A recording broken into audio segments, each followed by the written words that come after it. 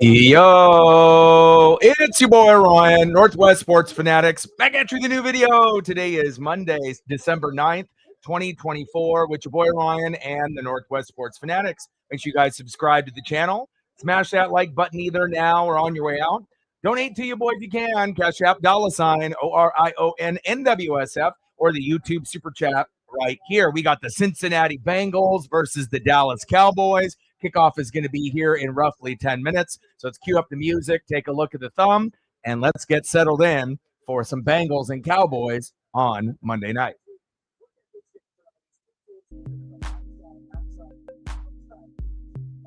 And on the thumb on the left, we got my guy, Chase, one of the best wide receivers in the league, and obviously making a name for himself this year of trying to be the #1 receiver in the NFL. And on the right, the defensive stud, Micah Parsons. Let's freaking go with a nice Dallas landscape for the nightlife in the background. Let's get it, baby.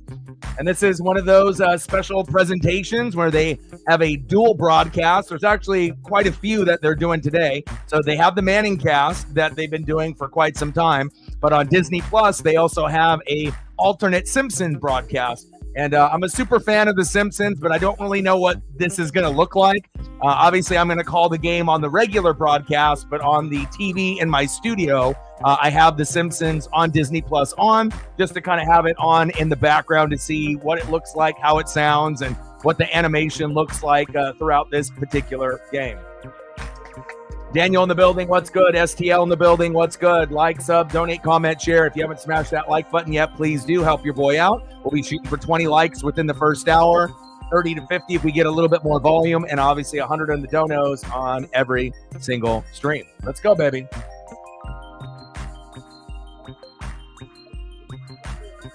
They even got the Manning cast set up, obviously, in the animation here as well. Okay. I felt like when they released the information, because I know they've done a Toy Story one, that it was either going to come out really, really good for the Simpsons alternate broadcast, or it was going to be really, really bad. I guess it could be in between, and it could be like, okay. I don't really know what to expect from it, but I am a super fan of the show, and I'm not going to call the game just based off that broadcast, because who knows if it's going to be smooth or, if it's going to keep up with the actual live action in the same live moment. What if it's like 5 seconds behind or 30 seconds ahead? So, but I will have it on in the background, and I'll see how synced up it is with the actual broadcast. So let's go, baby.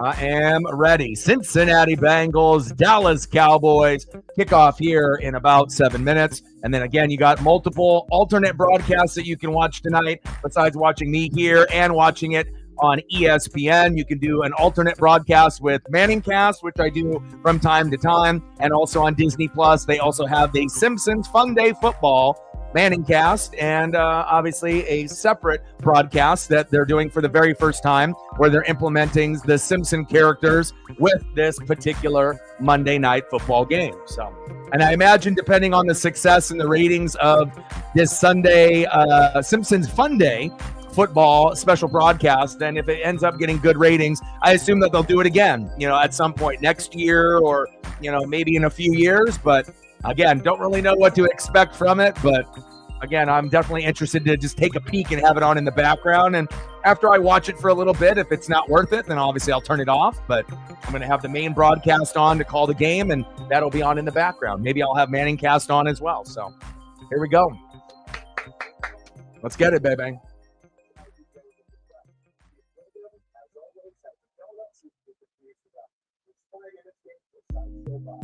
Four and 8 Cincinnati Bengals, 5-7 Dallas Cowboys, and kind of a damn shame that Burrow is having an MVP season, but the defense is so terrible, that even though his numbers are MVP worthy, he's not even going to be named in the conversation because the team can't stop a nosebleed. But hopefully we don't see too many seasons like this, where you see a star quarterback, star wide receiver, and a great offense, that can put up those big numbers. But again, it shows you, defense wins games, defense wins championships. And based on Joe Burrow's numbers, they were doing like a comparison. Like literally every single individual that put up the numbers that Burrow has at this point has gone at least 12-4 when we used to have a 16-game schedule.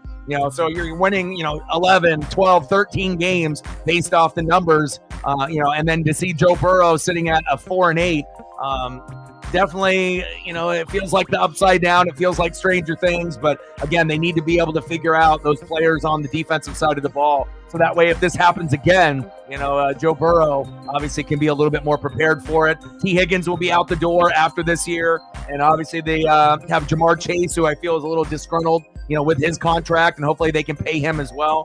And, they ended up going to 2 AFC championship games, but they went to the Super Bowl and lost barely to the Rams. And a lot of times when you go to the Super Bowl and then you lose, you never get back for whatever reason. But hopefully they do get back, in the near future. Appreciate you, STL. $5 holla. Thank you, man. I appreciate it too. And it gives you opportunities to, do things like you did here tonight, donate and buy some stuff for yourself or take care of other people. And I really appreciate you. Keep working hard. Thank you for the support on the channel. Appreciate you. Make that money at Amazon. Stacks on stacks, racks on racks, little cactus jack, bang, bang. Appreciate you. $5 holla. Let me know what you want to do photo-wise, and I got you. We're at 5:95 to go. Sarah in the building. What's good? Captain in the building. What's good? Let them know. Make sure we can get those likes up. Let's keep track. Mods in the room. Let's keep track of the likes on the chat as well as the donos, so that way we know where we're going to be at. I got the Simpsons alternate broadcast on the studio TV. I got the game here on ESPN here right in front of me also. And then at some point in the stream, if the Simpsons alternate broadcast ends up not being the greatest, I might end up switching it and flipping it over to Manningcast. So, but we definitely, I wouldn't risk calling the game just based off the Simpsons stream, just because I don't know if it's going to actually be synced up with the game. So I'll just have it on in the background and we'll see how it goes. Let's go, baby.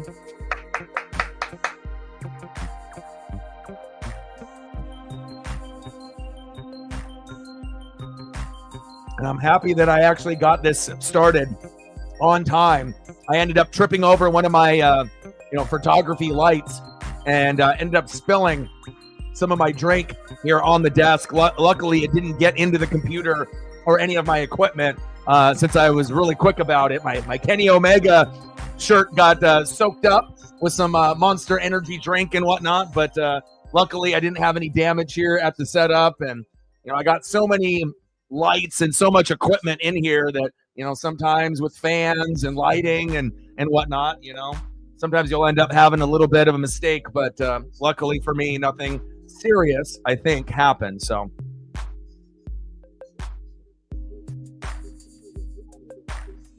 Yadi Molina, I got you.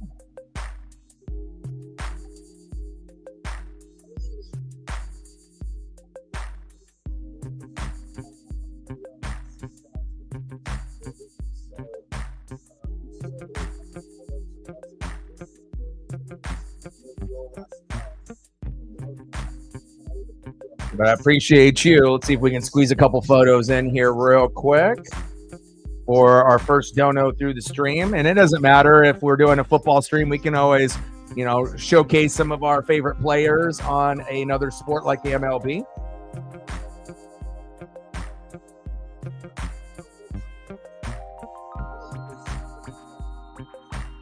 All right, so I'm going to turn down the Simpsons broadcast here a little bit and turn up the regular one up a little bit more so that way I can hear the game.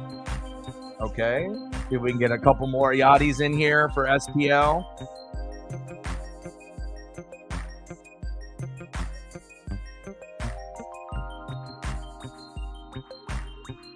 I mean, even if this guy is screaming and yelling, the Cowboys are still not going to win.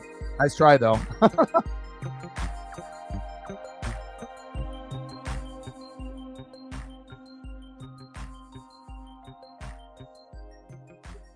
I'll see if I can get you one more.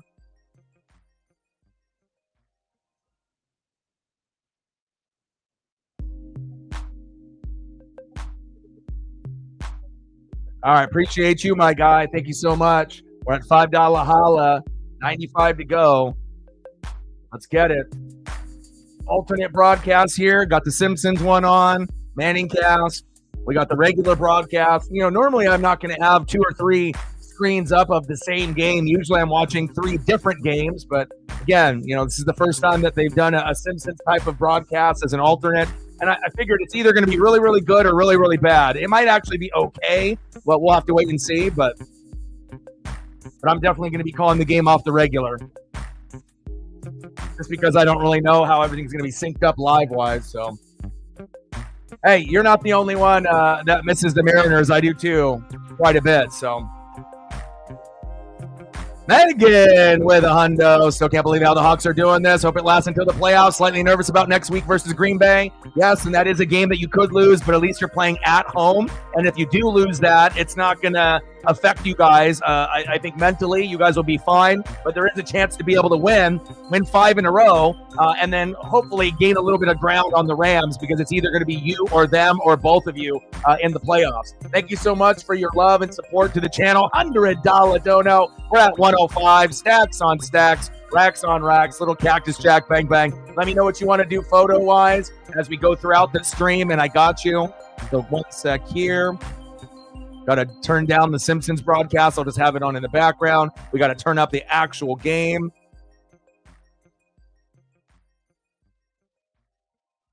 First down and 10. Little screen pass to Jamar Chase. Short game. All right, one sec here. Let me get everything situated. Okay, I'm good now. Second down and 7.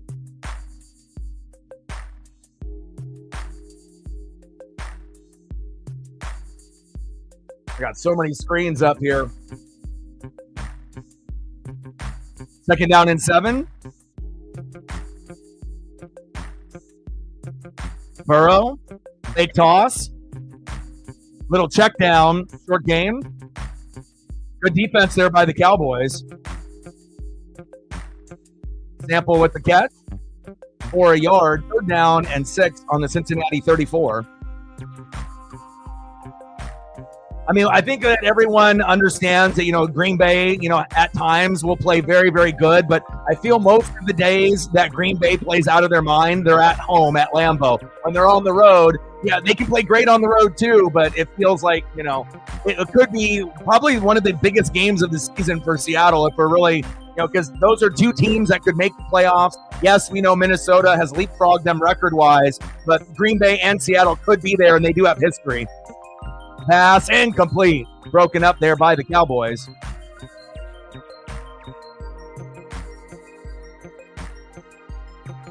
Ooh, nice.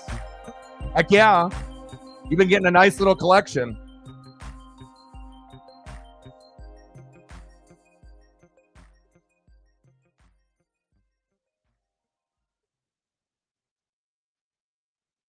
Fourth down and 8. As we're going to see the Bengals punt. Turpin back there to receive.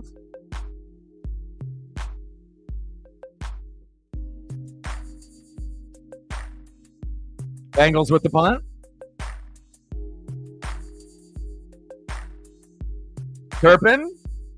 Ooh, he's got some good speed. Hit the burners there. Decent return.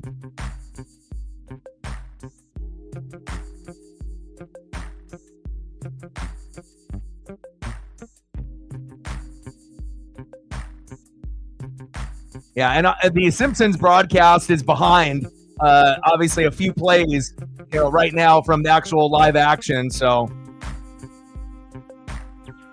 I figured that would be the case. It'd be hard because there's so many people that are watching this game so many different ways that based off your internet connection and how you're watching it, everyone's going to be watching it at a different, time point. Some people will be live. Some people will be, 5 seconds behind, 10, 30, maybe even some people, 45 seconds behind. So kind of hard to do a broadcast like that when so many people are watching it that kind of way. So reflect in the building. What's good? Second down and 8. And also I'll have to see with all of my different streams I got going on, I don't want it to have any lag. So hand off. Right up the gut there for the Cowboys. Decent game by Rico Dowdle.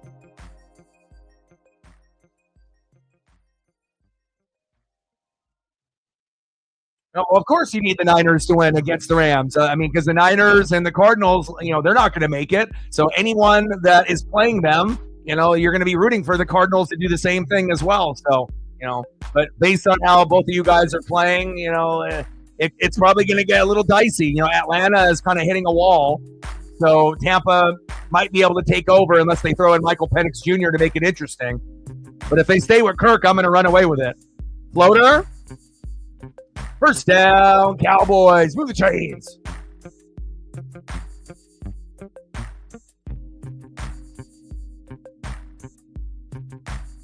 And, Niners played well against the Bears, so they'll have confidence and momentum that they'll know it's a tough matchup, but it'll be an interesting one, that's for sure.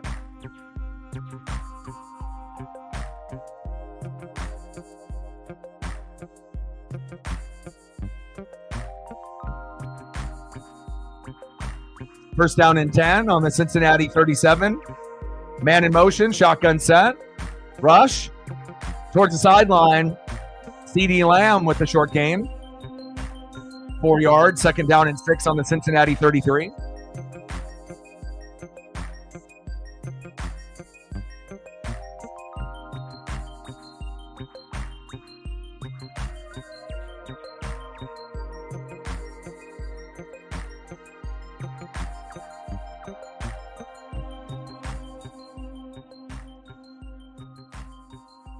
Second down and 6.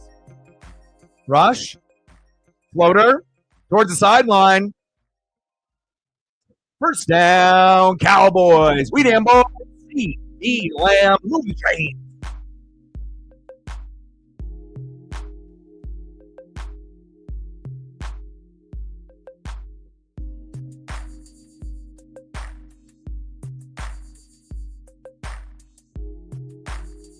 First down and 10 on the Cincinnati 20. And obviously, if this game is going to be entertaining, we need the Cowboys to score early and often because we already know Cincinnati should be able to put up some points and win this game. But the wild card really is Dallas. Like, how are they going to play? Are they going to make it interesting? Are they just going to roll over and die?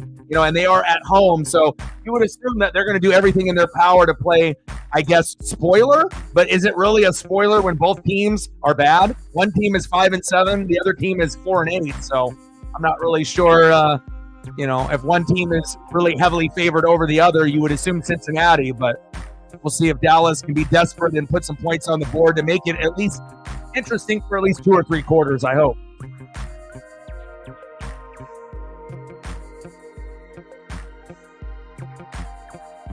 Handoff up the middle.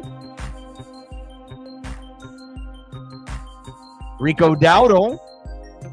Uncle Rico, 8-yard gain.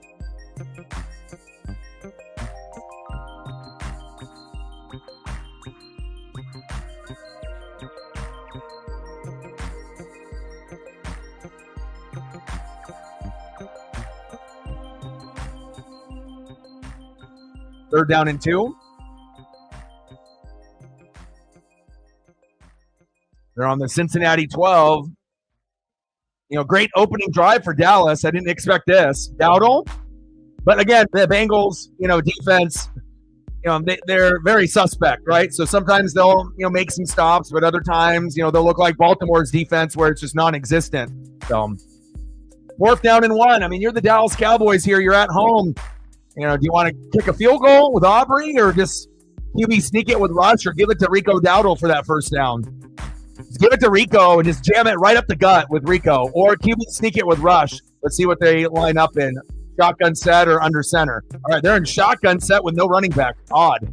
Okay. 4th down and 1. I mean, why not hand it off to Rico Dowdle or QB sneak it with Rush? Wow.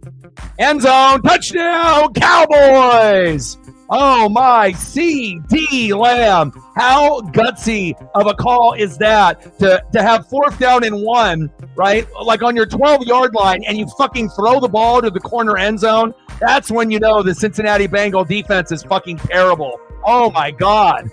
What a risk and a reward. And now we get blessed with a better game than yesterday already. Nice job, Dallas. Okay. CeeDee Lamb. I love it. Okay.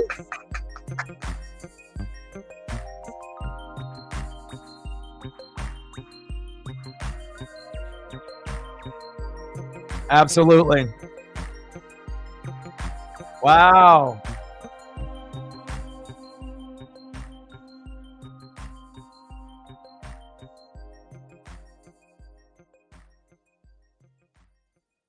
All right, let's get some Michael Dixon photos up here.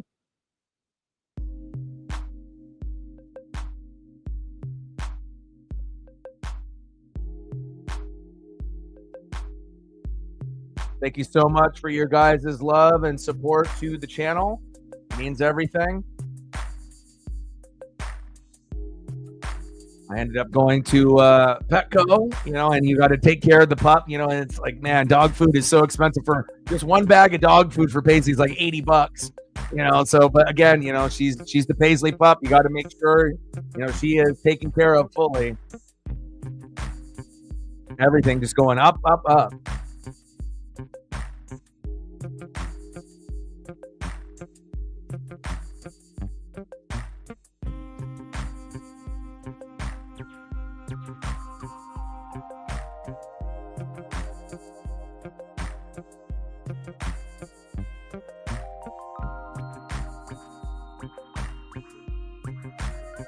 $7-0 Cowboys. Thank God that happened. I was really hoping for, some surprises today.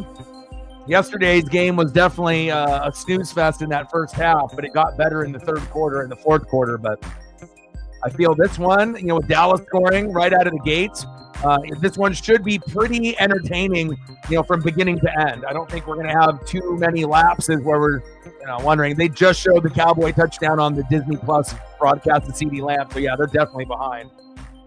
But, I mean, if kids are watching it, they don't really care. Like I said, they may not even be watching any other broadcast but that one. So, to them, it's, maybe happening like right in real time. So, unless they're on their phones and they can see that CD already scored.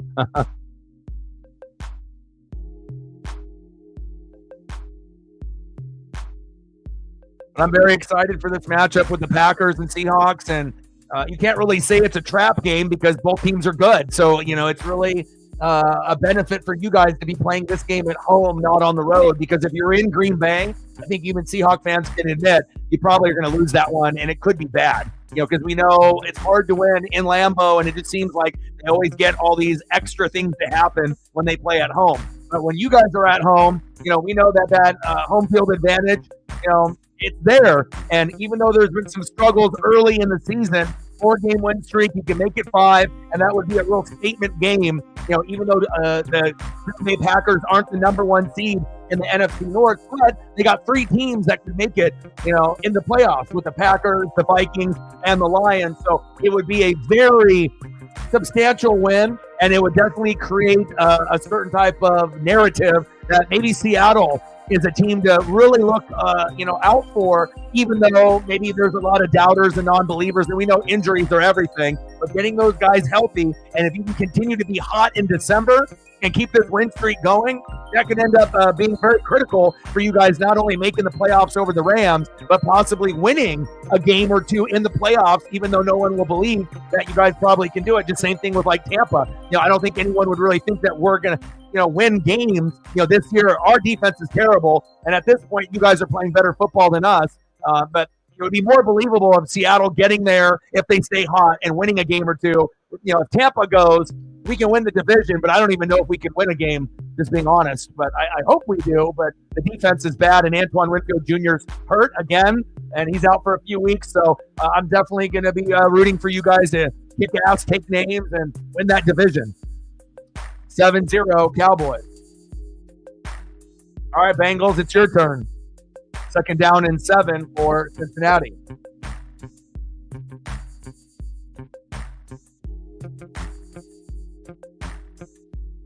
And you definitely want to be playing your best ball in December.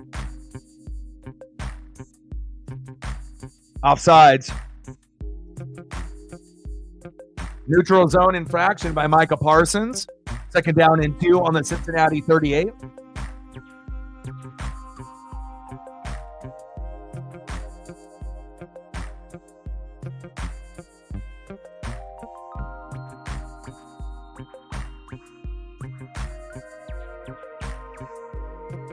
But I had a feeling going into this matchup, if Dallas were to score first and get going early, that's going to make this game more entertaining. Even though the Bengals have a worse record, we assume that, they're going to be the team that wins this game since Dallas has been very up and down, but mostly down. Bengals have been great on offense. Their just defense is terrible. So, Burrow, check down, got a man. Okay. Chase Brown, first down, Bengals. Move Chase.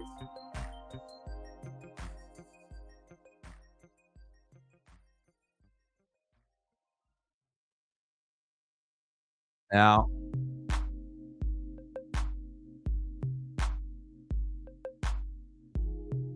and Chase Brown, he may not be Joe Mixon, but as of late, within the last month and a half, he's definitely been getting better as the season has gone on. Little end around. Jamar Chase, baby. Perfect play call there. First down, Bengals. Move the chains.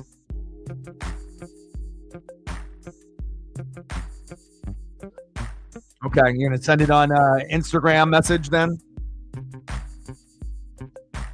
I want to see this new Lego set. First down and 10 on the Dallas 35. This could be a game where you see Jamar Chase get in the end zone a couple times. Like getting in the end zone at least once is almost, it seems like a given. Same thing with Chase Brown. You assume that he'll get in the end zone at least once. Jamar Chase at least once, and Higgins will have a chance. Or Sample or whoever else gets the target. Flag on the play. Holding. 10-yard penalty. Bring it back. First down and 20. Amarius Mims, the guilty party.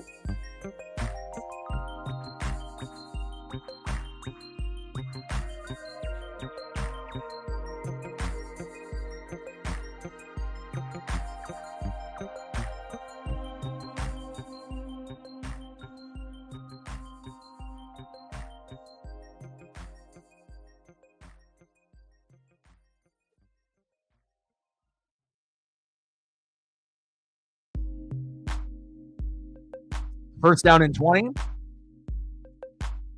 Shotgun set. Brown gets it right up the gut for just a couple. So out of all of these sets that you've been getting from family and whatnot, are you planning on keeping any of them sealed? Are you going to keep like one out of the three sealed and you're going to build, two out of the three? Or do you plan on opening all three and building all three? Oh, it's 12 noon. You know what time it is? Time for a snack lunch. Yum, yum, yum, yum, yum, yum. But is there a penalty? Now the flag comes out.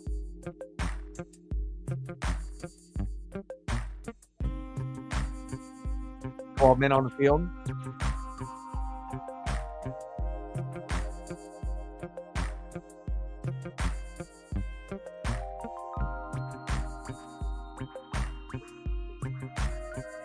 Build them in display. Cool. What are the boxes? The integrity of the boxes. If you open up those boxes, is the box like ruined? Does it have like glue and you have to tear open one of the sides, or does it have like a little like flip, like where you can unhook it and then like tuck it back in, and then the box doesn't get ruined? I can't tell based on those photos because I can only see the front of it, not the sides. But I would assume that probably the box will get ruined once you open it. So to a certain degree, you know what I mean, like keeping it mint and whatnot. So, oh, they have the clips. Oh, good. Oh, okay, because if it has the clips, then you can not damage the box, and you can keep that in good condition, and that'll be worth more money. And then you can build it, and then have the box there for display or whatnot, or just to have it. Okay, cool. The toys that don't have like the little clip in that, and then you open it and then the box gets ruined. Obviously, sometimes those, it's a tough decision, that you have to make. But I think building will be cool. You should send me a photo once you get done with one of them. I definitely will share it. Third down and 2. Shotgun set for Burrow. There he is. Chase Brown. First down. Bengals. Move the chains.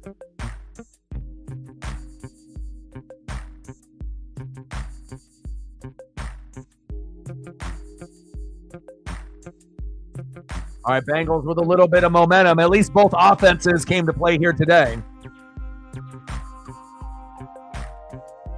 Small ones and Pete Nice.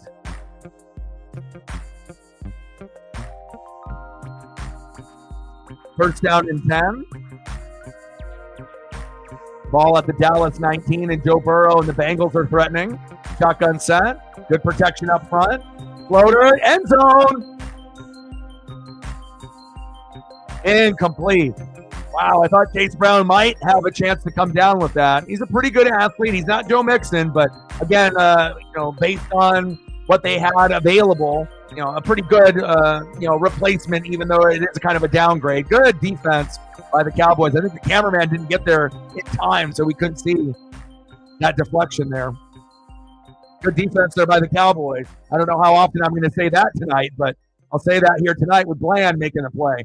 Second down and 10 on the Dallas 19. Shotgun set, 3 wide. Man in motion. Shotgun set. Pass towards the sideline to Jamar Chase. Incomplete.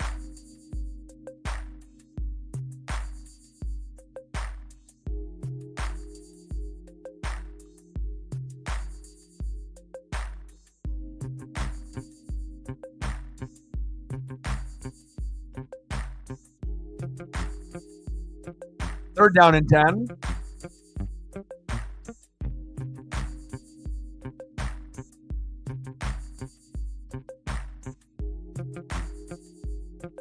You can definitely tell, even though the offense has, been pretty good, they definitely missed Tyler Boyd. He was great in the slot for them and gave more opportunities to Higgins and Chase. Burrow getting pressured, caught. There's Higgins. T. Higgins, first down, Bengals, and you will not see him in a Cincinnati Bengal uniform next season. He will hit the market, and he will be on a new team. Because if they wanted him, they would have already made the deal happen. So they'll be moving on from him, and that'll be another gut punch and another hole to fill. And we'll see if they can come up with someone that can be in that same type of category. Yeah, I feel this might be a no defense game. I think that is what we're going to get. But that'll be better than yesterday. Right? First half was boring, and then third quarter, fourth quarter got good finally with the Chargers stepping up. But I think this will be the no defense game. I feel not as bad as the Bills and the Rams, where you end up scoring like the most points, where you're at like 86 combined. We're not going to get that. But I would assume that we could get the score into the high 20s or 30s in this game.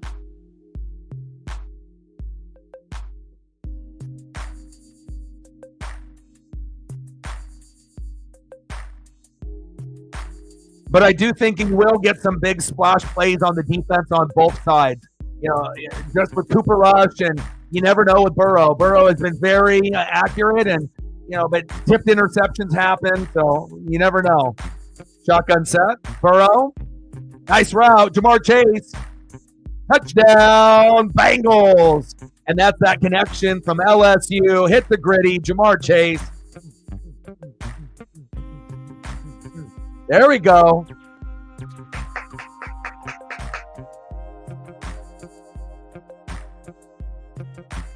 Look at the route by Jamar.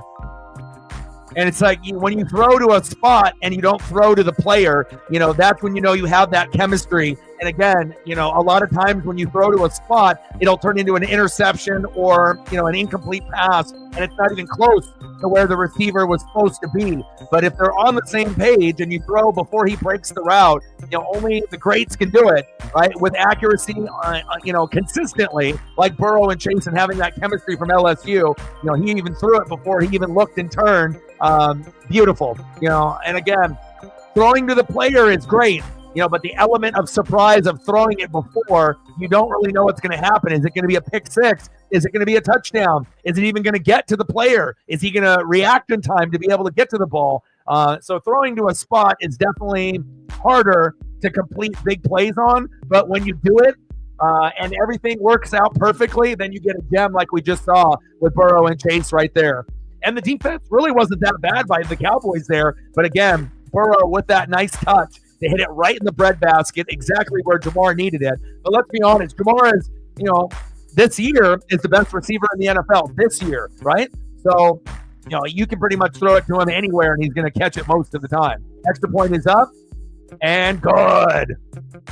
We're knotted up at 7, baby.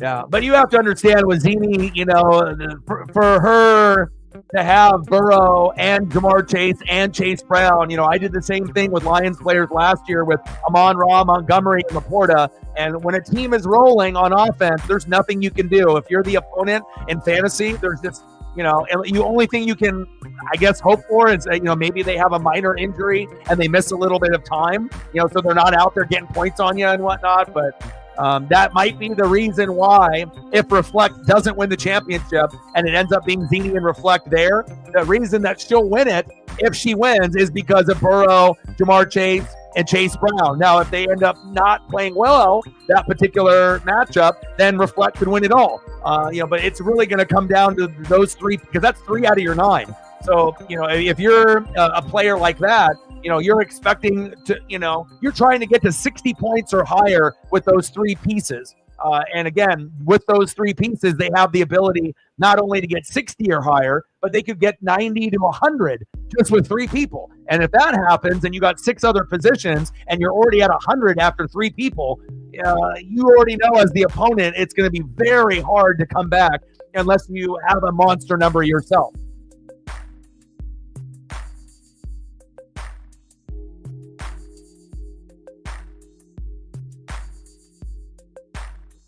Yeah, but also remember, Double E has a 1 more win. So even if both of them lose, Double E is going to get in. So what Matt needed is to win, Elliott to lose, and then obviously more points scored, and then Matt would have got the spot. But I mean, this is what happens, Sometimes you end up getting people's best efforts every week, or it just ends up being a really good matchup for those players against a shitty D, and there's nothing you can do. So.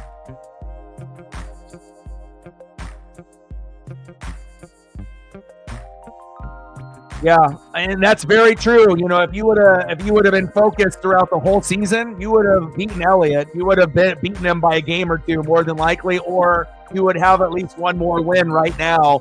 And then if it ends up where you both lose, but you have more points scored, then you're in, or you might even have a game lead on him at this point. So that's why it's always important to keep it moving from beginning to end. It's like I'm still almost at 200 moves made, and I'm not even in the playoffs, but I'm playing like I still am, or I'm going to be. So.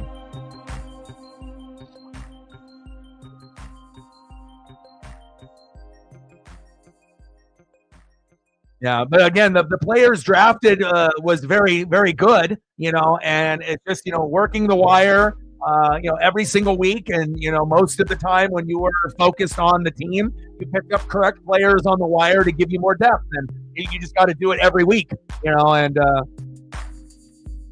sometimes bad luck happens in fantasy, as we've seen with me. I mean, I've never finished lower than 3rd, and I'm sitting here probably going to finish, 3rd to last. I don't know what that's like, but I'm experiencing it this year. So.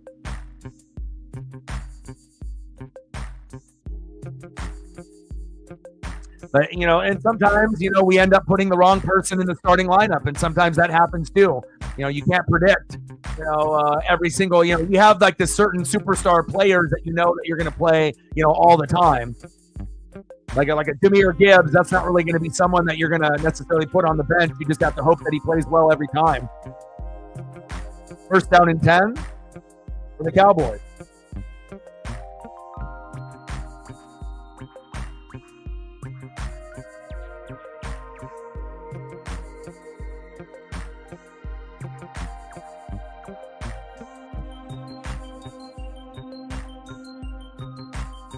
And based on the team, if you ended up matching up against Shep, your players are a little bit better than his. So, like I said, it's just a matter of getting to the playoffs and just trying to remain focused through that, even through the ups and the downs and whatnot. And then you just never know. Or and Reflect will tell you too. You can end up having a superstar team all year, but then you have one bad week and then the season's over. Where you just have a bunch of red matchups or people underperform. So There's a little bit of luck in the playoffs. Go, baby, go. The 40, the 30. First down, Cowboys. Move the chains.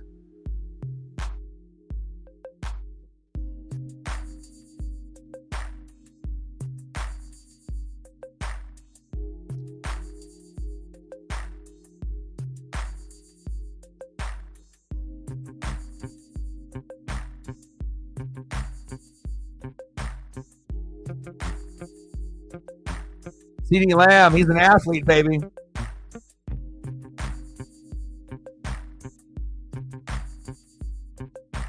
I mean, CD can do it with anybody. He's like Mike Evans, where like Mike Evans had a bunch of shitty quarterbacks, until we ended up getting Brady and obviously Baker. But, CD is a guy that, you can pretty much have any kind of quarterback, but if you have an elite one, then those numbers can go, even higher. And, it's like, kind of wish they had someone better than Dak so that CD could end up being like the top receiver in the game. And obviously he's going to be in the conversation with Jetta and Jamar Chase and Amon-Ra, Garrett Wilson, if he actually had a quarterback that could throw to him as well. We have a lot of skilled players at that position, but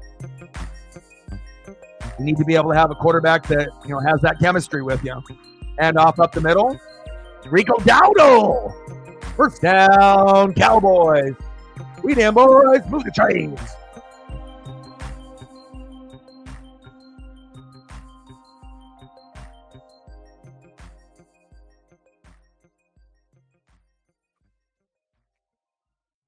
Oh, you lose your second place in Underdog League? Oh, my. How many leagues are you doing, Reflect? I imagine you got this one, and I imagine you're doing like one or two others, like either with family or something, like this other league that you're mentioning. Hard for me to be able to focus. That's why I put in all my effort, because I can't do more than one. If I want to be able to focus on everyone and spy on everyone's shit and read, and I can only do one. The most I can do is probably 2 and feel good about it, but not more than that. If I do 3 or more, that's like way too much work. End of the first quarter, 7-7 Cowboys and Bengals. There's no defense really that much in this game, but it's a lot of fun to watch compared to yesterday. And I love defense, but when the defense takes over a game where the offense can't even move the ball on either side, then it can get boring. We want to make sure the defense is good by not giving up a lot of points, maybe right away, but eventually they do. But you get the plays, the picks, the fumbles, the sack lunches, and then eventually, the offense figures it out. So.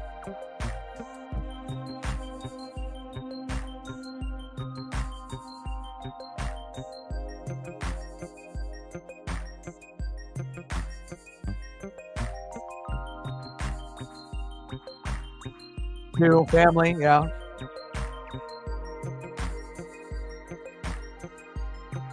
Oh, no changing once you draft. Wow. Yeah. But I feel like, the people that typically, end up being like repeat, offenders of greatness, and they, it's the draft. You have to draft, and, you have to make sure that you draft incredibly well and get those top tier guys and just pray that nobody gets hurt. And if you do get a couple guys hurt, you still have those other guys on the bench that'll, make up for it. And it's not going to hurt you like it did with me, having too many spots, like not having the number one running back and the number one receiver and not having a consistent quarterback or tight end play. You can't have quarterback, running back, wide receiver, tight end. That's 4 out of my 9. And then, it's like you can do filler guys, but filler guys aren't going to be able to put up the points of the big boys. It's like you might be able to get a filler guy that does good for like a week, but the next week he might dud. And, that's really the difference. And, we wish things went a little bit differently, but I am proud of how everyone has adjusted, in the league. And, we're going to get to a point where we're going to have 3 former champs of the channel, in the championship. And it looks like we'll have 1 newbie. And I'm not sure. Elliott's chances of winning is probably slim to none. Matt would have a much better chance to win the game if he was in, based off the roster. But you never know. I've seen crazier things happen and whatnot, but we'll find out. I would assume we're going to get Reflect and Zini in the championship, but if by some fucking weird type of thing that would happen, if it ended up being like Shep and Elliott, that would be the craziest thing ever. But You know, I have seen crazy before. So.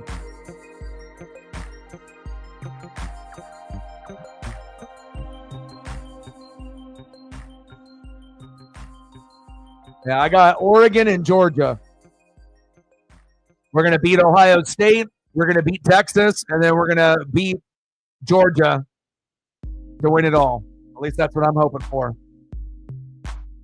Shotgun set. Rush. Almost picked. There it is. Remember the tipped interception I was telling you about? There it is. There's one. And you might get one from Burrow also. Oh, my. Sometimes it's not going to be those clean picks, but sometimes deflected at the line of scrimmage, or it gets deflected by the receiver or the corner or the safety. And, it hit him right in the chest. Right. Oh, wow. Gino, Stone, did you secure the bag? It looks like you did.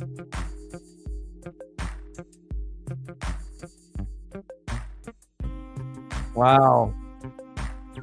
But it would be kind of a damn shame, though, for you Reflect or Zini to be so good all year and then all of a sudden shit the bed with like a 90 and then just the season's over? Just like that? Like just one bad outing of injured players or underperformance and all that hard work to get there to the playoffs just poof on just like that, Sometimes fantasy can be cruel to even people that are great at it. So...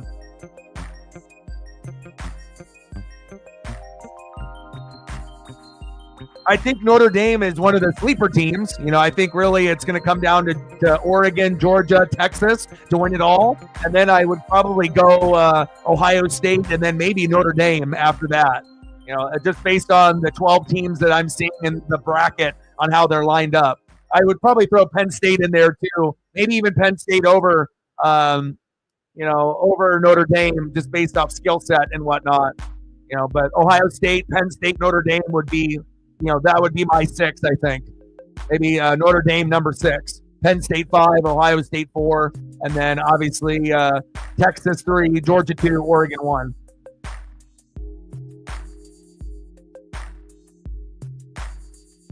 Yeah, like when we did best of 2 weeks, and I was going to have to play fucking Nick Mullins and Zamir White against you, and then I decided to go with like Baker and Mike Evans because even Baker was injured, and I should have went with Nick Mullins, but it just felt weird going to try to win the championship without my Buck players that got me there. But if I just would have been disciplined and said, fuck it, Nick Mullins against City Lions D, which I knew he was going to score, but again, sometimes those are the battles that you have to deal with. Do you want to win it with just randos or, and sometimes you make the right decision and sometimes you don't, but Burrow?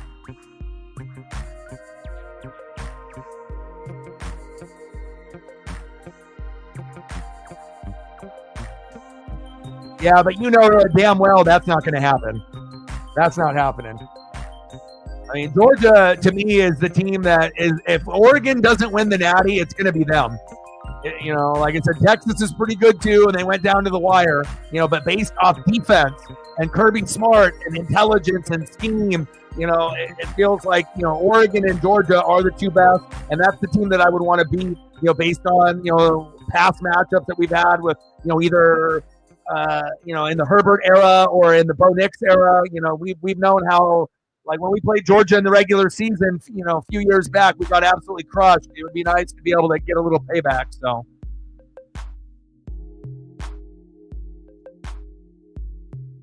yeah, and I told you, I felt like Notre Dame is better than Indiana.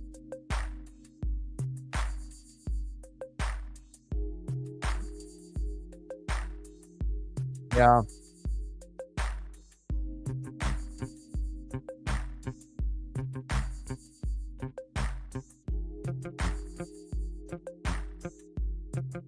Second down and 5. Burrow. Little check down to Jamar Chase. Go, baby. I mean, this could be the Jamar Chase, CeeDee Lamb game where they just go back and forth, back and forth.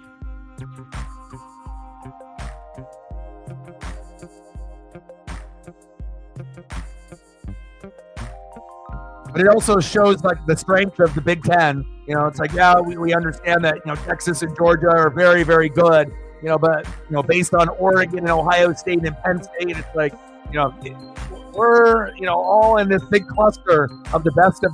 And, it just kind of feels like the Big Ten now is the new SEC. Like, we're king now, overall. So, Michigan won it last year, and we just got to try to keep the championships in the Big Ten instead of the SEC, which will be difficult because, it's very realistic to think Georgia and Texas could be rifling off natties here, left and right. So that's why it's so important for Oregon and, Ohio State and Penn State and others, to be able to join the party so that way that we can dominate this new division and take over the SEC. Second down and 3. Yeah, me too. Michigan, Alabama out because of their coaches. Texas and Oregon in. Burrow, handoff, and runs right into a couple Cowboys and goes completely down. No gain. Khalil Herbert, he's like, thank God I'm out of Chicago. Third down and 3. 12 likes. We're almost there.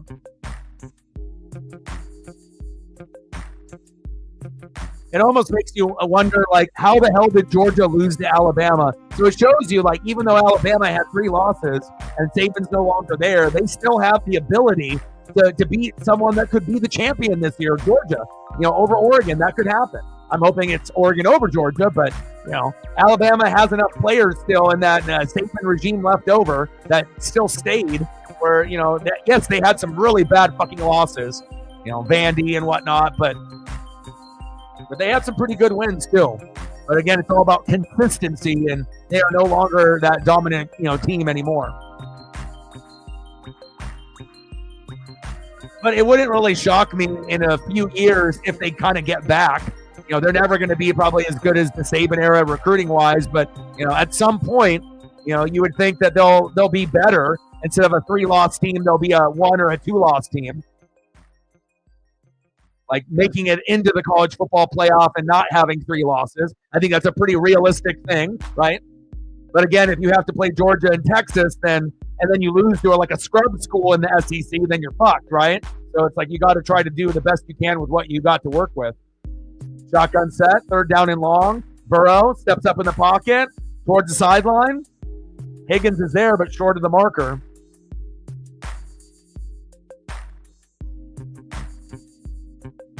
Fourth down and 3.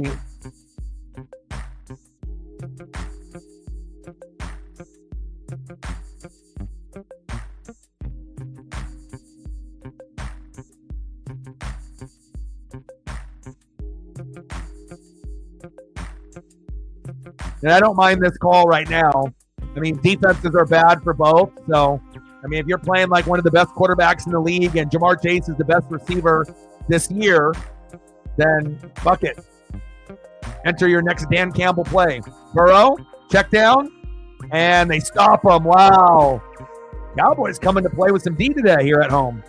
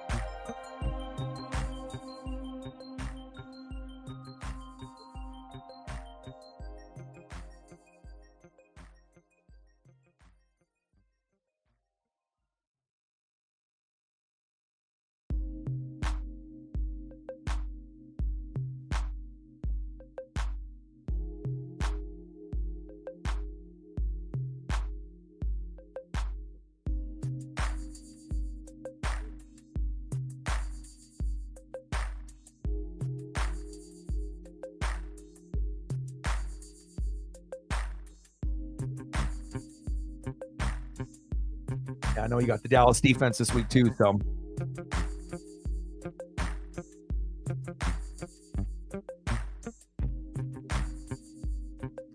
And then Megan, let me know what any other photos that you're thinking. And then I got you for those two. Halftime in 9:51, but we got a 7-7 game.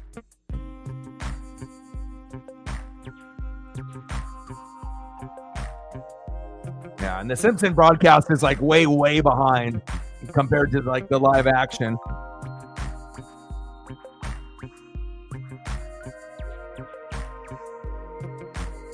But I figured it would be interesting to see how the layout would look and whatnot. I know they've done like a Toy Story one in the past as well, but I don't think I watched that one.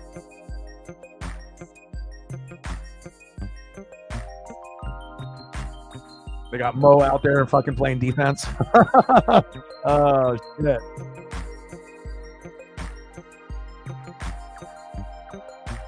Okay.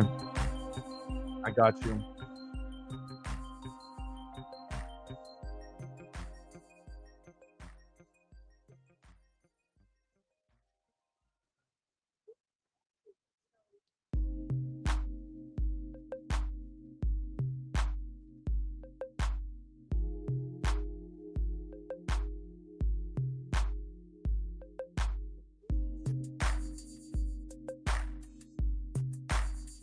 I'll get you a few more once we go further on.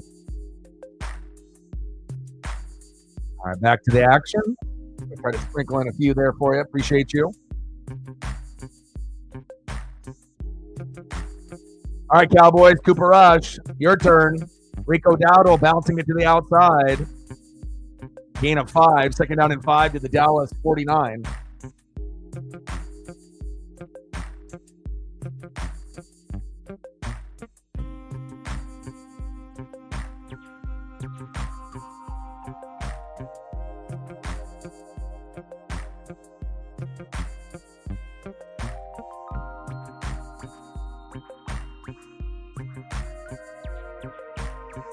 Second down and 5. Rush. Play action fake. Check down. Rico Dowdle. First down. Cowboys. Move the trains.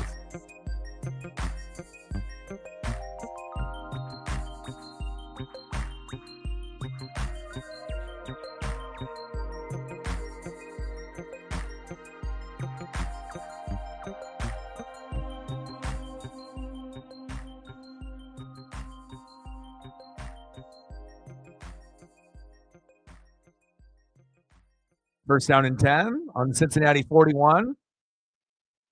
Handoff right up the gut. There we go. Oh, wow. Wow. A nice blend, a little bit of the run and the pass. Obviously, we know both of these teams are going to prefer to pass, first, but wow. Rico Dowdle hitting the gaps. I see you. First down, Cowboys. Move the trains. First down and 10 on the Cincinnati 22, and he's running a little bit harder than I think we anticipated here tonight.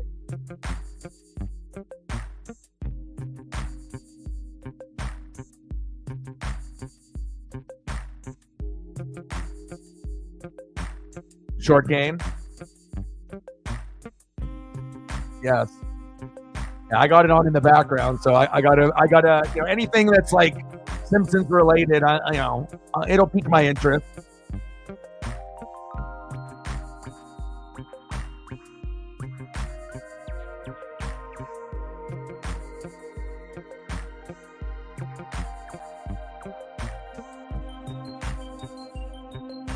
I mean, you can definitely tell there's a lot of effort put into this Simpson broadcast. It's not just like, oh, this took a little bit of time. No, like you can tell, like this is a big project. Ferguson, nice tackle there by the Bengals. All right, we're halfway there.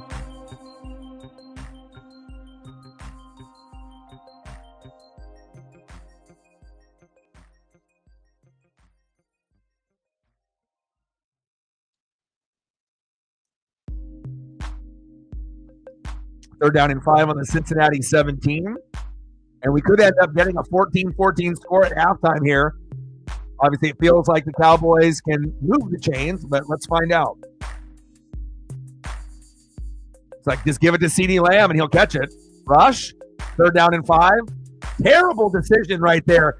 Like, if you're going to go for it on 3rd down and 5, at least throw it to the marker, not 3 yards short of the marker into the turf. That was terrible. Come on, Rush. There's some points from Aubrey. But again, I hate it when quarterbacks do that. I mean, it's one thing to throw it away, but again, if you're actually trying to move the chains, you've got to be able to get it at least to the marker or closer to the marker. Throwing it 3 yards short when the coverage is right there, there's no way they're going to get the first down. It's like a wasted throw. 35-yard attempt, and nothing is a freebie or a gimme anymore in NFL or in college football this season. Extra points are tough to make. Field goals are tough to make. Kick is up. And Aubrey says it's good. 10-7 Cowboys. Double E in the building. What's good, brother? Hey, but since you ended up firing your coach, you guys are playing better ball. Yes, the game was ugly, right? But you don't have Taysom Hill and a lot of the normal players that you would have. Now, Carr is hurt and whatnot, right? But, right, the Giants game was terrible, right? Both teams, playing like shit. But it would be more of a depression state for the fan base if you guys would have lost to the Giants. So at least that you're winning, and getting rid of Dennis Allen was the best thing that you could do. And again, just with the injuries, you guys are at least winning games and playing a little bit more motivated. Panthers are playing better ball. The Bucs are playing good ball. Our defense stinks, but our offense is good. And the Atlanta Falcons, they're reeling right now. So you could say at this point, the Falcons are playing the worst in the division, even though they were in first place, right? Kirk Cousins hasn't had a touchdown pass in weeks. It's like, at some point, you got to put in Michael Penix Jr. I mean, do you really want to go like a month or almost a month playing with 0 touchdowns and like 8 picks? And you're losing the division now to Tampa. So, I think they should have started Michael Penix Jr. already. But, again, that's up to them if they want to, let the division slip through their fingers and, let Tampa have it, then so be it. But, Seattle and the Rams are going to be going right at it neck and neck. I thought that maybe the Falcons would go neck and neck. But, again, if they make the change, it'll go neck and neck. But if they don't and they stay with Kirk Cousins, maybe the Saints will catch up to the Falcons record. I mean, you never know. Yes. Yeah, early congrats on that. You had a 1-game lead. And, again, even though that you and Matt both lost, you're going to match up with Reflect in the first round. Zini will go against Jeff, and I can't wait to see what happens. And obviously we know Double E and Steph are going to be the underdogs, but anything can happen in 1 week. And, Double E, you got Lamar in the first round, and we thought it was a little crazy. Maybe, like, what did you know? Is he an MVP this year? He was. And if Lamar goes off, you have other guys that can step up, you have a chance. Same thing with Shep with all his goddamn Niner players and whatnot. So, you never know. It's all about matchups in the playoffs, and I can't wait to be able to see what we get.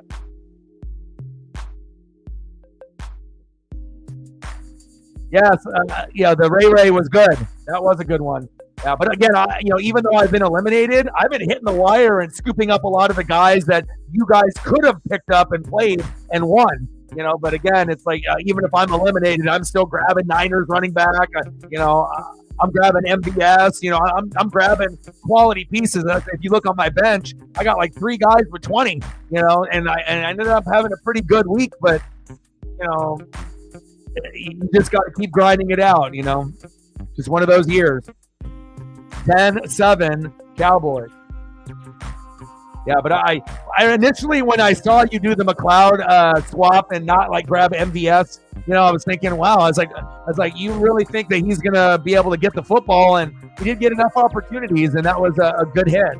That's why I like being able to see what moves are made, based on your guys' personality and who you think that could end up having, a decent game. And I think that you might have been the only one that would have done that, but it worked. And I like taking note of that, seeing, taking a chance on a guy that's maybe wide receiver 3, but you think that he's going to get the ball enough to get 10 to 16 points. And again, Cousins loves to throw the ball, and it worked out, at least for that particular player.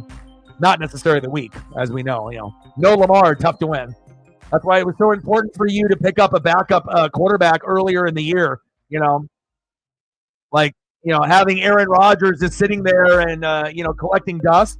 We should have got rid of him a long time ago. And then if you would have been able to have like Baker or someone else, then maybe things would, have been a little bit better. But again, you made the playoffs and anything can happen.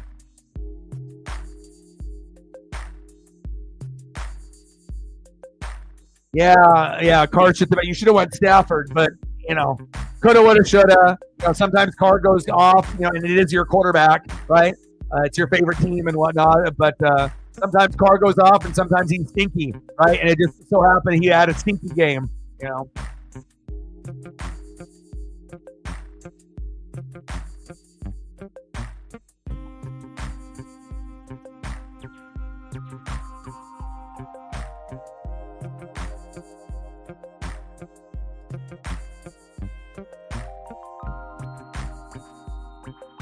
10-7 Cowboys. But definitely a funner matchup to watch than what we saw last night. I feel like NFC teams are funner to watch than AFC, except for a couple teams. Like, like I said, AFC, if it's like Bills, right? If it's them or the Steelers, or Ravens, like, it's like, okay, but I don't know. I guess it kind of just depends on what, your favorite team and where they're from. But I think the style of play is funner to watch in the NFC than the AFC, unless you're one of those couple teams, that's got like enough quality players and that style of play that makes it fun, like the Ravens on offense, Steelers on offense and defense now with Russ and TJ Watt, Bills with Josh Allen, but for like some of the others, it's not really that fun to watch, right? Like Chargers, not really fun. Chiefs, not really fun. There's other teams that are good, but they're, it's like I would rather watch an NFC team play.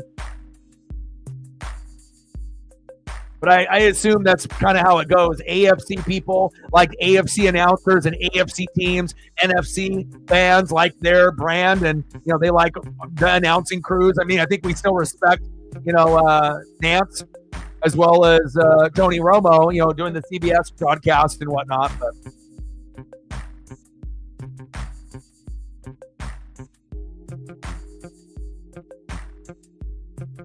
yeah, I mean, she's not even trying and beating me. Like no matter what I do, I can have the best week of the whole season and I still can't win. So that's when that it's been incredibly cruel towards me. That even when I try to do my best and it's still not good enough. So I've never had to go through that before. But again, if Oregon wins it all, then all my fantasy woes will be worth it. It meant it was for something. But if Oregon doesn't win it all this year, then not only does the fantasy year suck for me, then it's like, then I get my heart ripped out on the Oregon side. So, but again, I want to play the best. So I got to go Ohio State, beat them, Texas, beat them, play Georgia in the Natty, beat them. And then if that all happens, your boy will shed a tear. Touchdown, Bengals! Or did he go out of bounds? Oh, and he jumps in the pot like Zeke. And I don't really drink alcohol too much anymore, but if the Ducks were to win the Natty, I probably would have to have a little fireball or some kind of celebratory little drink here that I would have to celebrate here on stream. So he's in. Chase Brown.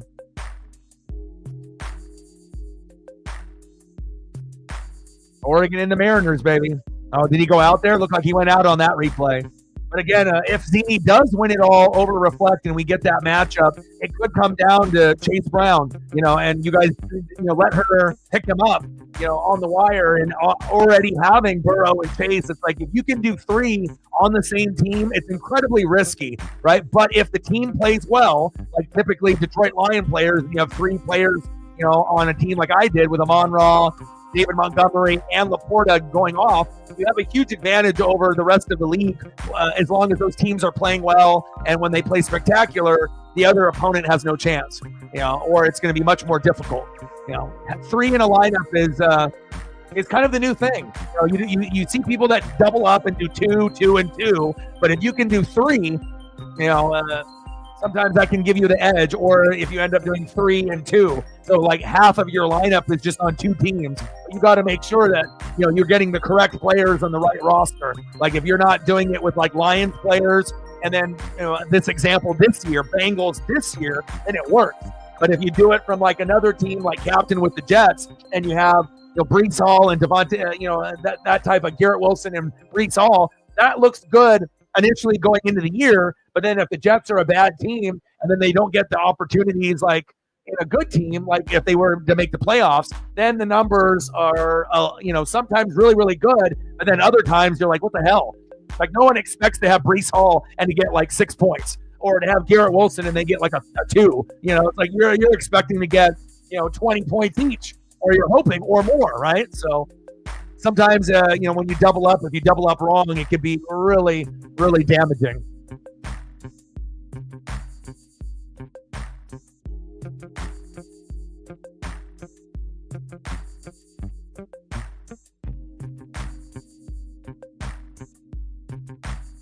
Yeah, I can't wait to watch that game and call that game. That's going to be awesome. And again, it'll be a big statement game. It's the biggest game of the year for the Hawks. And again, it's a team that the Packers, Vikings, and Lions could all make the playoffs. Packers are tough to beat. You got to get to Jordan Love. They are beatable, and you are at home. So again, I would assume the crowd is going to be the loudest of the season in that game, especially with the 4-game win streak, with a chance to make it 5 and to kind of make a statement to the NFL fans that, hey, Seattle, you guys, want to talk shit about Gino, and, we're not good enough to hang with some of the big boys. And that would be a pretty big statement win. I think we know as a group that the Lions and the Eagles are by far the 2 best teams, right, in the NFC. And those are the only 2 teams that I can see going to the Super Bowl or winning it on that side. And then obviously you've got Chiefs, Bills, Steelers on the other for me. I think there's only 5 teams that can win it all right now. But, if Seattle makes it and they stay hot in December, they could end up upsetting, somebody, whether it's the Vikings, the Packers, the Rams, the Buccaneers, the Falcons, or even one of the teams like the Lions and the Eagles. It's not like those are untouchable, but I mean, they've been playing some damn good football up to this point, but in a 1-game, matchup, anything can happen. You got one bad quarter, you can end up advancing against a team like the Lions and the Eagles if you capitalize.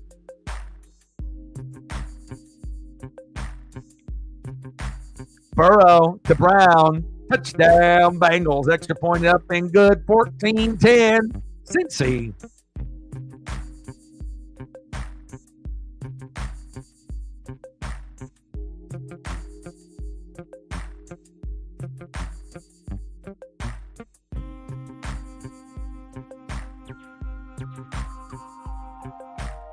Yeah. And then sometimes, based off past statistics, the opposite happens. So, it ends up looking like it's a tough matchup. Like, you have red, and then you still go off even with red numbers or, bad matchup. And we've seen that happen quite a bit this year too. So, John in the building, what's good? Yeah, Rams-Niners is going to be very interesting. And since the Niners got off their losing streak and got a little bit of confidence, beating the Bears, that one will deliver. Obviously, it could have been much better if McCaffrey was there and they had all their weapons healthy. But I would assume the Rams are going to win that game. But it is a trap game for the Rams, and the game means probably more to the Rams than to the Niners, because the Niners are kind of at that eliminated point with the Cardinals, but they could always play spoiler. You never know what you're going to get. But of course, every Seattle fan on planet Earth will be rooting for the Niners for like one of the first times in their life to beat the Rams, because obviously you want to keep gaining ground in that division, and you're only going to have one team that makes it out of the NFC West. So it's either going to be Seattle or Los Angeles.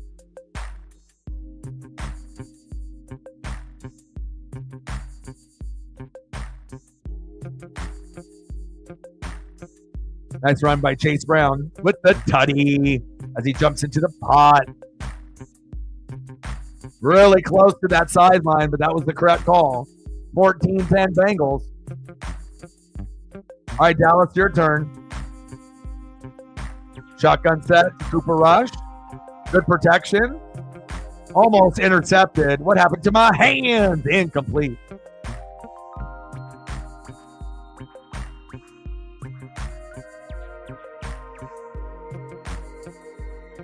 Yeah. She's a great drafter as well. You know, she's an Eagle fan, so she's always going to be trying to grab Eagle players first. Another team that you can double up and triple up and have success, like Lions players in fantasy. But then also she is going to take rookies. And I told her to do that at the very beginning. I'll take a chance, grab the best receiver, running back, or tight end, and just roll the dice. And it might end up being, one of the best players at that position for the year, like a Brock Bowers. And it was. And when we first played, she ended up drafting Jetta and DK as rookies, and that helped her, get to the championship. So if you draft well, take some chances, and it works out, then you can be blessed with an amazing fantasy year. 14-10 Bengals.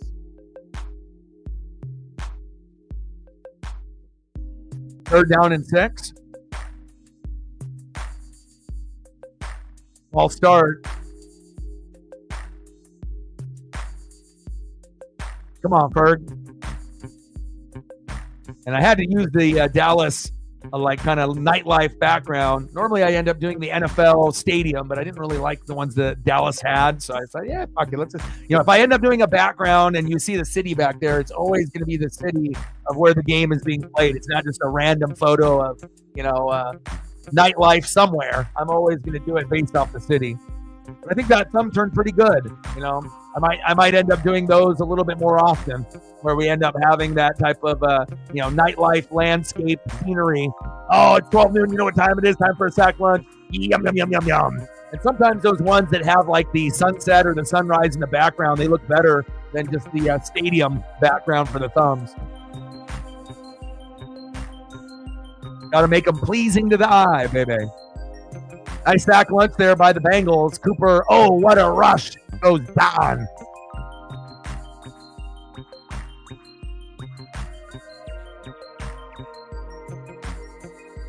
Fourth down and 20 with a 2-minute warning. I got to go grab a water. Ooh, sexy. 14-10 Bengals. Let's see if the Cowboys can put up some points here before half. Let me go grab my water.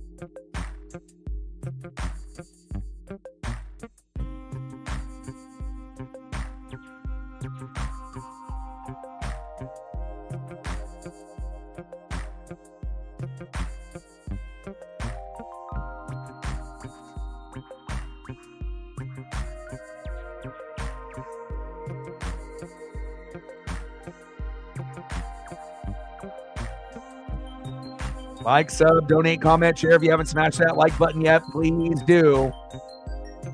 We're at 10. Need 10 more to go to hit the goal. Let's get there, baby.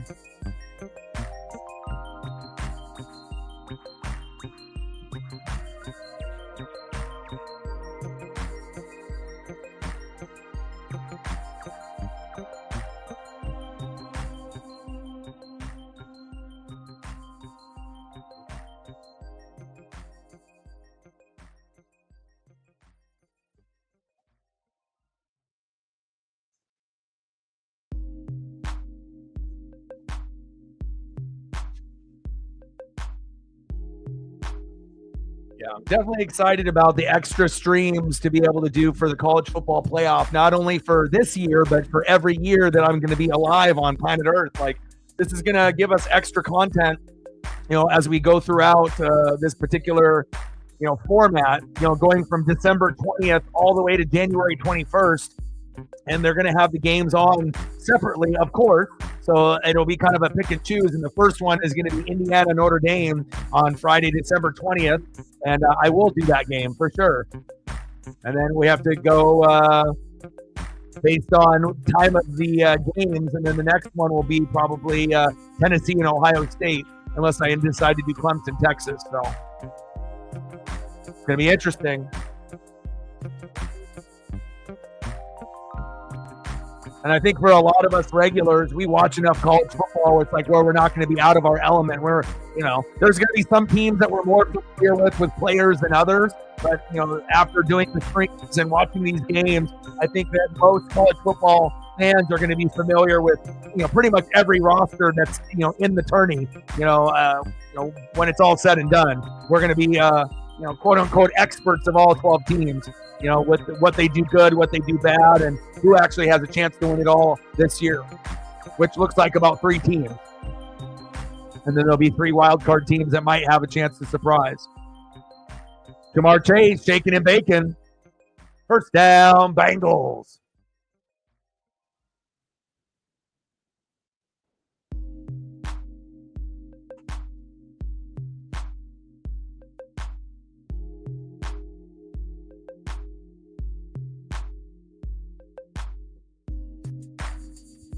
First down and 10. Burrow, check down. And Burrow loves the check down. Savage. And EO is, I don't know, he's decent and whatnot, but I mean, if it's me, I'd rather have Tyler Boyd. Like, he's kind of like a poor man's Puka that's out there as a third option for the Bengals, but, I don't think people realize how good Tyler Boyd was for the Bengals when he was there. Nice catch by Jamar. First down, Bengals. Like, that's when you knew they had something special. They had Jamar Chase. They had T. Higgins. Tyler Boyd was just as good as T. Higgins as the 3. You had Joe Mixon. Right? Burrow was, doing great things. Offensive line wasn't very good. And then defense was much better back then, too, with Jesse Bates III, with T-Rex. It's like, they had a lot of Saints players, that they, brought over and, having that type of style of play worked out very well, being on that Cincinnati Bengals team in that Super Bowl run. Oh, of course, man. Absolutely. Everything Oregon we're doing. I actually, feel a little bad that I didn't do the first game. I watched it, but I didn't do a stream on it. And, we missed out on, quite a few WWE, PLE pay-per-views by doing Oregon instead. But, again, it felt like a magical year. There'll be plenty of time to do those other WWE once-a-month pay-per-views.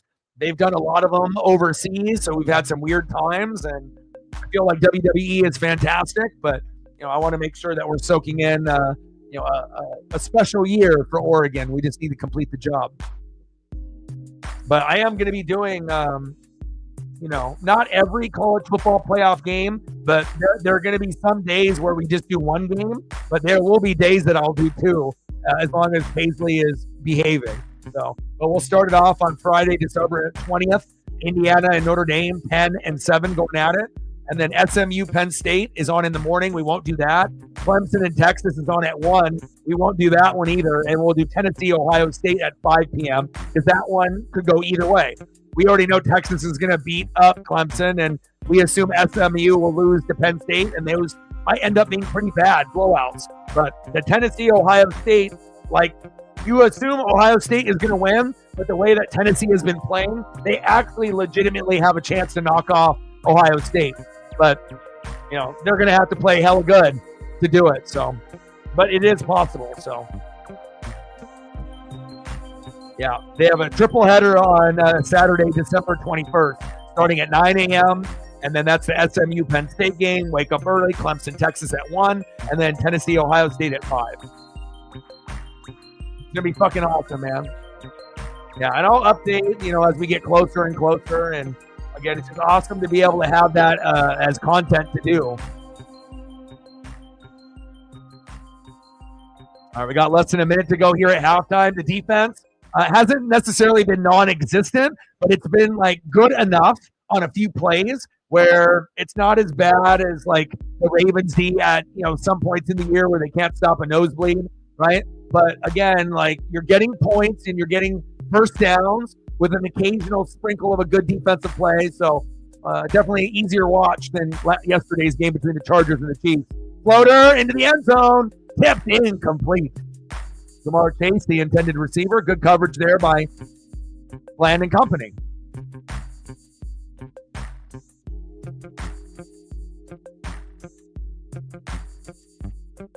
I feel college football has been a funner watch than the NFL this year. But I guess it just depends if you follow more than your favorite college football team. Like, if you're like me and some of the people that are in the room that we watch, like a lot of the top 25, schools, then it's fun to watch because you know the players, you know the coaches, you know who's out there and whatnot, and they've been putting out a pretty good product this year. Oh, look at that juke by Chase Brown. Oh, giving you a little Icky Wood shuffle right there. I see you. Third down.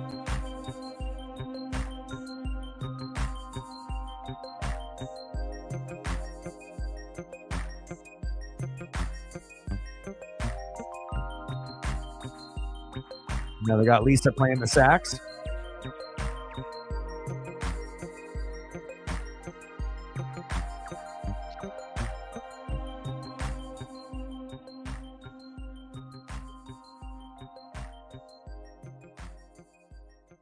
Yeah, Zach Moss lost the job 100%. I mean, I think the way that Oregon has played this year, it's like Michigan last year. It doesn't really matter where we play. We would prefer to play in front of our own fans at Austin, of course. But again, if we're not at Austin, the defense isn't going to play as good, and we are going to get tested where, you're going to have games that are going to be in the 30s on both sides, and we have a chance to lose against Ohio State, Texas, and Georgia. And again, we're just going to have to pray that they play good enough at the end of the game to do what we did, obviously, in that last matchup against Penn State and get that crucial pick to win it. And I feel like that's going to be the kind of the MO where, you're not going to see Oregon playing Ohio State or Texas or Georgia, and the game's going to be, 34-6. That's not going to happen. If we're going to win this whole thing, the defense is going to have to play in spurts. And even if they have one of the best defenses in the country, guess what? So do Ohio State, Texas, and Georgia. They're just as good as us, sometimes even better than us, on defense. So we'll see where it goes, but hopefully we're good enough to get the dub. Field goal is up and good. 17-10 Bengals.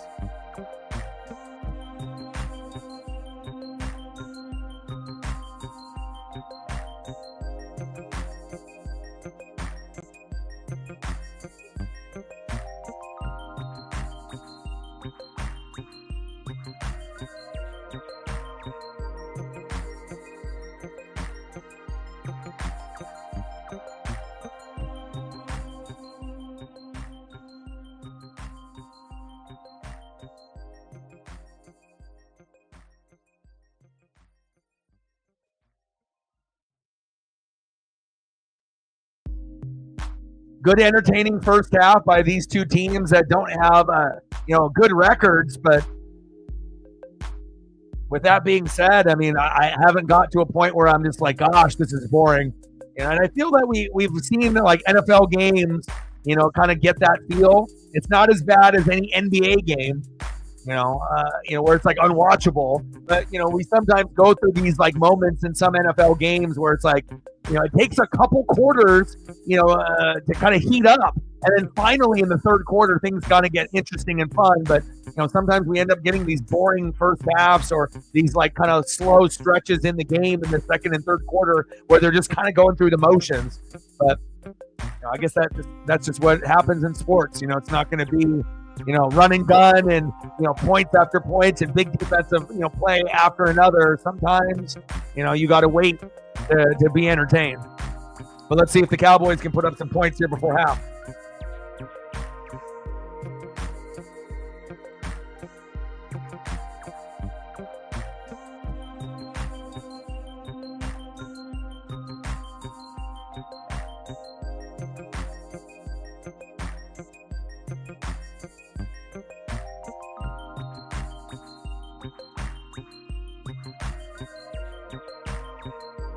Yeah, I agree with the DK stuff too. Like, I think that, he's got the physicality and he's got some of the traits to look like a top 10 or top 15 receiver, but the intangibles aren't there, and I feel like there's a lot of categories that he's lacking compared to the other guys that are, compared to him, like a Mike Evans, or, you're looking at all the good receivers that are out there, like the Amon-Ra's and whatnot. And, even though he might be a bigger body receiver, compared to some of the smaller receivers that, play a little bit differently, getting an offensive lineman would be much better, especially if you have like a Max Unger type of effect. That would do more benefits to the team. You can, because we already know Lockett's getting old, right? He's almost done, and if you had to make a choice, and try to get the offensive line built, and then, have a player like that go somewhere else and use the money to build the O-line. You still got JSN. You can draft another wide receiver or get another free agent to come in. But, seeing a player like that, go, again, I know some people love him and they would love for him to play his whole career there. But again, you have to look to see what would be best for the team. And, I think that, moving on from him wouldn't really be that detrimental. Like I said, he does make some plays from time to time, but there's other positions that are a need for the team. I would agree to that too. Would we say that he's one of the more overrated, elite talents in the NFL at wide receiver? He hasn't lived up to the billing yet, because it's not like Gino hasn't played well. He puts him in a spot to succeed, but just like the route running, the drops, some of the inconsistent play, like when you saw him in college, we expect more AJ Brown, but it's like you're not on that level. As far as a big-bodied receiver, you need to be more like AJ Brown and Mike Evans, and then you're worth the money. But I feel like he hasn't lived up to the AJ Brown, Mike Evans kind of comparisons. He's on a couple levels below that. So, but there are games where he can end up getting 100, 120 yards and 2 touchdowns and look like a top 5 receiver. We've seen games where he's looked like that, but it's just about the consistency. For every, great top 5 performance, then you got a couple duds sprinkled in, right? So, but offensive line would be, the biggest, part to. If you want Seattle to make it to the NFC Championship game, they got to build the O-line and the defense. And once it's there, it's not going to matter who's at quarterback, running back, wide receiver, tight end. You can put guys there and it'll work. It just depends on you have the O-line and the defense built first. All right, we're at halftime, 17-10 Bengals. If Megan is still in the room, let me know if there's any photos that you want here at halftime, and depending on what she wants, and then I can sprinkle in some photos for some of y'all in the room as well.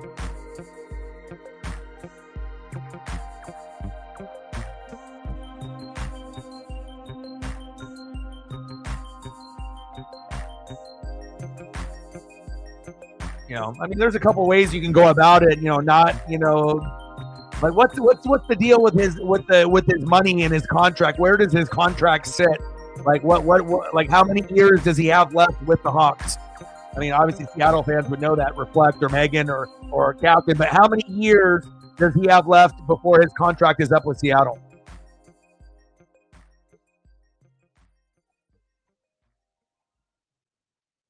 No, but Lockett might retire, so you don't have to. Lockett is like out of the question. JSN is already the number 2 over Lockett, so Lockett will just go as long as he can go, and you got JSN. And again, if JSN ends up being the number 1 receiver, but the offensive line is built, like the team, it can still work,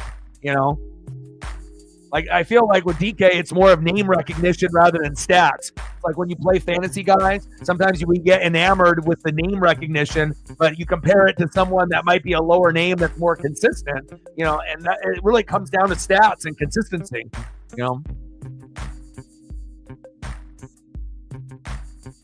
24 mil an average signed through next year. Yeah. Because the thing is if you pay him and then you don't upgrade the offensive line, then the team stays the same, even with the new coaching regime. Like, wouldn't we want the offensive line to turn into top 10 at some point? Then, regardless if Gino's there or not, it's going to work because you're going to have more time to go through your pass progressions. And, if Gino's there, it'll work. And if another quarterback is there, they'll be able to succeed. the best way to be able to make it to an NFC, AFC championship game or Super Bowl, you got to have the good O-line and the good defense. And especially those are the two positions that every single team needs to improve on, regardless if you're elite or you're not. O-line and defense are the key. It's not quarterback, running back, wide receiver, tight end. It's O-line, D-line, defense, coaching, play calling. And if you build a team that way, that's when you go far. If you ignore that and just pay the popular receiver and ignore the O-line, then you're just going to get the same type of 9-8, 10-7 team that can win the NFC West, but they're not going to be able to go all the way to the NFC Championship game or the Super Bowl because the O-line and the defense aren't good enough. And at some point we want to be winners, right? We want to win it all. So, but it's like you've already seen Kenneth Walker III when he goes down to an injury. Sharps can come in and he's a good RB2. So, it's like you have to look long term, not short term, right?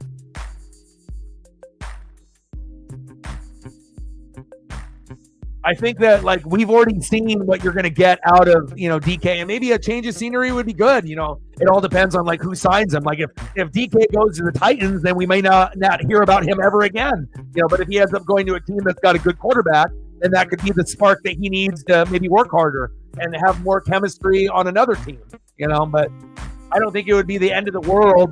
People thinking oh, we get rid of him, we're going to lose 5 more games this season. It's not like they're going to go from a 10-win team to a 5-win team if they get rid of him. If anything, it could probably improve the team depending on what they do with the money and how they improve the team, offensive line and defensively. So,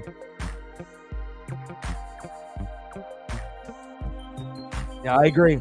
You can find lower name guys like a Juwan Jennings that could come in there and, it might not be a DK Metcalf name, but if you bring in a name like that and then JSN turns into the 1 and Lockett is still, the 3 and he's almost at the point, you can still end up getting, big numbers, fantasy in real life. It's just about the targets and if it's a good match with the team. Are they a good route runner? Are they coachable? Are they a team first kind of guy or a me first kind of guy? And you could probably get someone cheaper where you're not having to pay $24 million a year. You might be able to find someone where you pay $10 to $14 million a year, and then you can use that other $10 million on an offensive lineman or something like that. So, like a 2-for-1.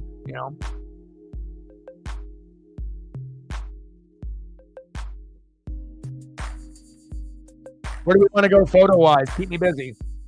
Once Megan comes back, we'll get some more photos for her as well. But entertaining first half, 17-10, Bengals.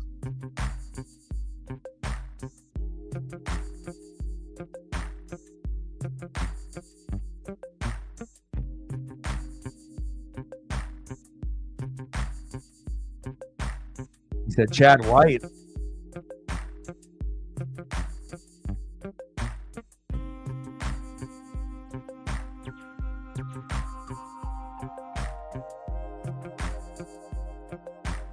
Yeah, but the thing is that if DK Metcalf was Mike Evans or AJ Brown, then we wouldn't be having this conversation. It's he's just not on that same level. Mike Evans is going to be first ballot Hall of Fame. AJ Brown is the closest thing to DK Metcalf, but I don't know if there's anyone that would pick Metcalf over AJ Brown. You know what I'm saying? It is harder to be able to run the routes, but again, it's about commitment. Film study, keeping your body healthy, and I just feel like sometimes you can be like a good football player, on the field, but again, it's all about the extra intangibles that makes you a complete player. And it's like you can be a good football player, but you might not be an elite football player. And the difference between good and elite, watch the film when you watch AJ Brown or when you watch DK. DK can look like an AJ Brown or better sometimes. But I think AJ does it more on a consistent basis. And, Seattle fans and Pacific Northwest fans, Oregon and Washington fans, we love consistency. That's facts. That's what we like. Cody White. I was about to say. Sean White. Yeah. Bobo. What you know about the Jake Bobo? I mean, you can always find, gems that could, it's all about opportunities and whatnot. So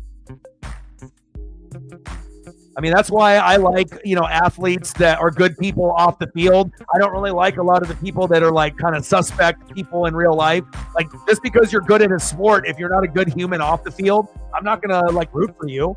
Like if I have a choice between rooting for a guy that is a great person, on and off the field, and they're making a difference, and being a good family guy, being a good teammate, being a good community guy, just being a good fucking human being. Like, I'm gonna root for guys like that rather than, oh, this guy's a phenomenal athlete, but he's got a troubled, off the field shit that, I'm not gonna lean towards a guy like that if I got a guy that's gonna be, because again, if you're gonna be good off the field, that's definitely gonna translate on the field as well. We're at 105, 95 to go.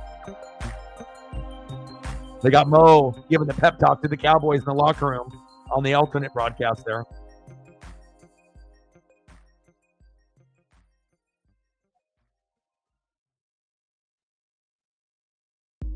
Yeah, and again, if like for anyone that thinks that the offensive line isn't like a priority, I mean, look at the Detroit Lions, look at all the teams that are good in the NFL. For the most part, you have to have that position buttoned up and solidified, and if you have elite members on your O-line, it makes everything fall into place. The running backs get bigger, totals. Like, imagine if the Lions didn't have an O-line. We wouldn't be talking about Gibbs and Montgomery as much as we do. And that's a big thing. It's like they are extremely talented, but it also helps that you got like the best offensive line in football. And then it takes those players to a whole nother level of domination and consistency. So.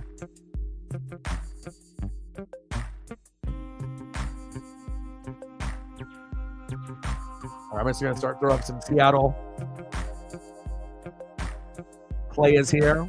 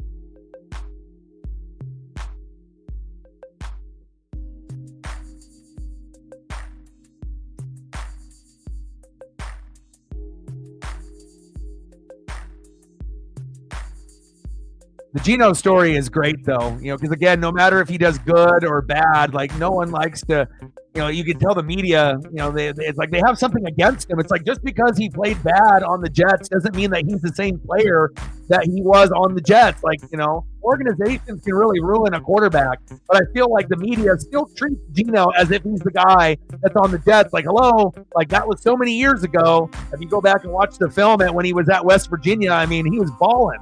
Like, it takes time to be able to find that, your home and whatnot. And for whatever reason, the media doesn't really give Gino the pub. But if they end up winning against the Packers, everyone will be on notice, and they should be. Again, not every situation is going to be the same. Gino's like Baker. Sometimes you got to go to a couple teams, 2, 3, 4, before you find your forever home, or, for a good chunk of your career before you end your career. And, the story for him to come to Seattle is beautiful, because we're known for that.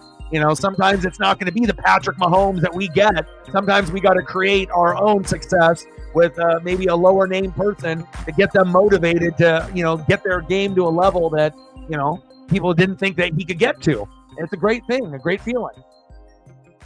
And I'm watching it right now too. How you doing, Cole?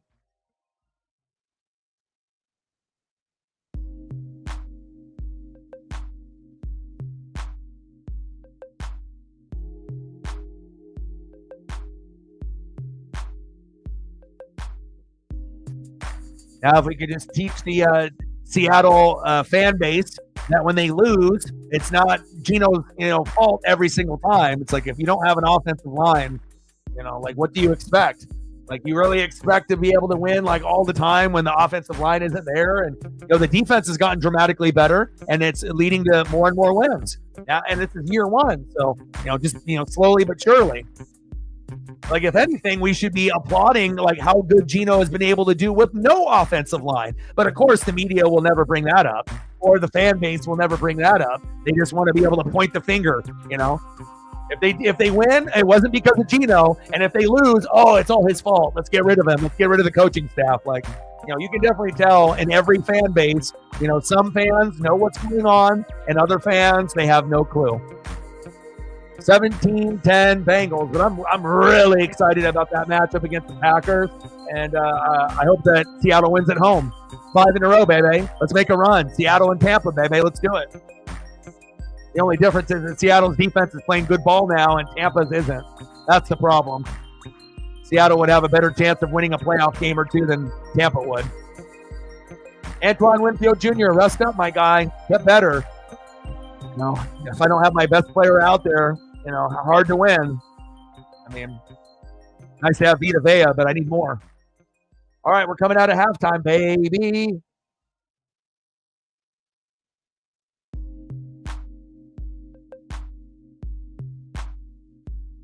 Yeah, never give up. I agree.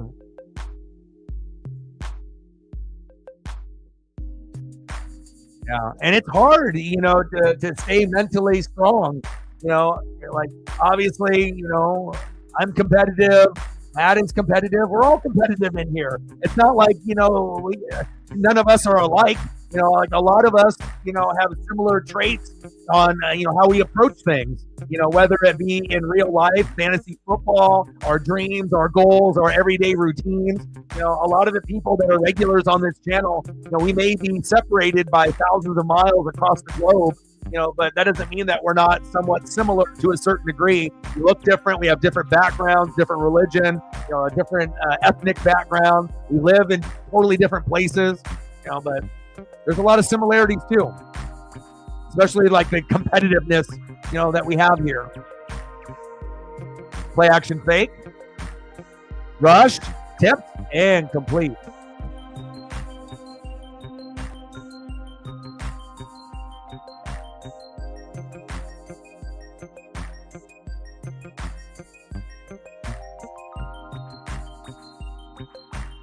Yeah, and I don't, I'm not super competitive to ever like rub it into anybody else that I do better than. If anything, it's just, doing it for myself, holding myself accountable of doing the best that I can and going above and beyond and doing things that other people wouldn't be willing to do. It's just, it's just in my DNA, in my nature to push and grind, for myself. And then obviously for the people that I'm trying to entertain and, to put out a good product. So, I mean, I would be doing myself a disservice if I didn't watch film and read and keep up with everything. Flag on the play.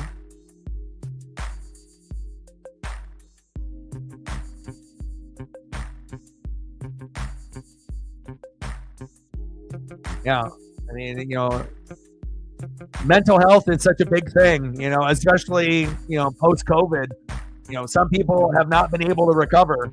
And, you just have to find little things to make you happy. And that's why, all of my collection and the things that I surround myself around, Paisley and you guys. And, it's like you can't do it alone. There always has to be something else to kind of keep you, moving in the positive direction. O-line shuffle. Smith, Collins, Frederick, Martin, and Free. Man, at one point, they had something cooking with Martin, Frederick, and Smith, remember? Like Zeke's rookie year coming out of Ohio State, they're like, damn, this guy's good. But then progressively getting worse and worse, that O-line and Zeke. And then they hung on to him too long, and Pollard should have been the starter a couple years back. Now Pollard's no longer there. Zeke is back, and he's washed. And, Rico Dowdle is pretty good, but he's more of a RB2, RB3. Maybe Ashton Genty will be a Cowboy.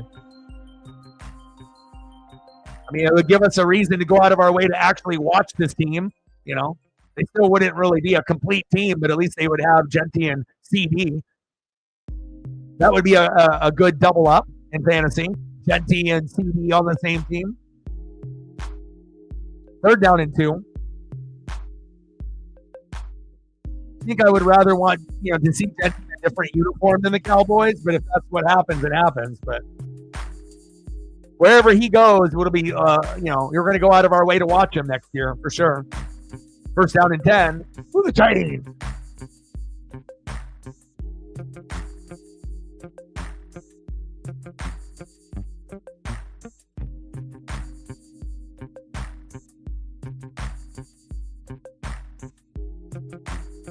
Cooper Rush, whether you like the Cowboys or you hate the Cowboys, he's actually pretty good for a backup quarterback. Like, if you look at all the backup quarterbacks in the NFL, Cooper Rush is top 5. Like, he may not, win you every single game. And yeah, sometimes he plays like a game manager, but guess what? Every backup quarterback plays like a fucking game manager. It's about those guys that actually look like a starter. And Cooper Rush, is one of those guys. Like, when you see him out there, he's not going to be able to win you every game, but he's going to be able to win you more than most of the backups that are there. Like, you actually kind of feel that you can get to 20 points with him at quarterback or more. A lot of backups, you can't say that. For a guy to be able to throw for 2 or 3 touchdowns and to get a team to 20 to 30 points, most backups would be able to only get to, maybe 14 to 17. So to be able to get that extra, big play, ooh, down the sideline, go baby! 1st down, Cowboys, move the chains. But that's just a little observation. He definitely has taken a step up in his game. He does have a good supporting cast, right? But a lot of the footwork and being able to go through his progressions, he looks pretty smooth out there. He's definitely not good enough to be like your starting quarterback. But, for a filler quarterback, I mean, hell, sometimes he even moves the ball better than Dak. Oh, no worries. I was waiting for you to come back so that way we could get you some more photos. Trips left. Let's see if the Cowboys can score here. I know Reflect doesn't want CD to get too many points because then he loses in one of his leagues. But they would love to get Uncle Rico into the end zone here. I know that.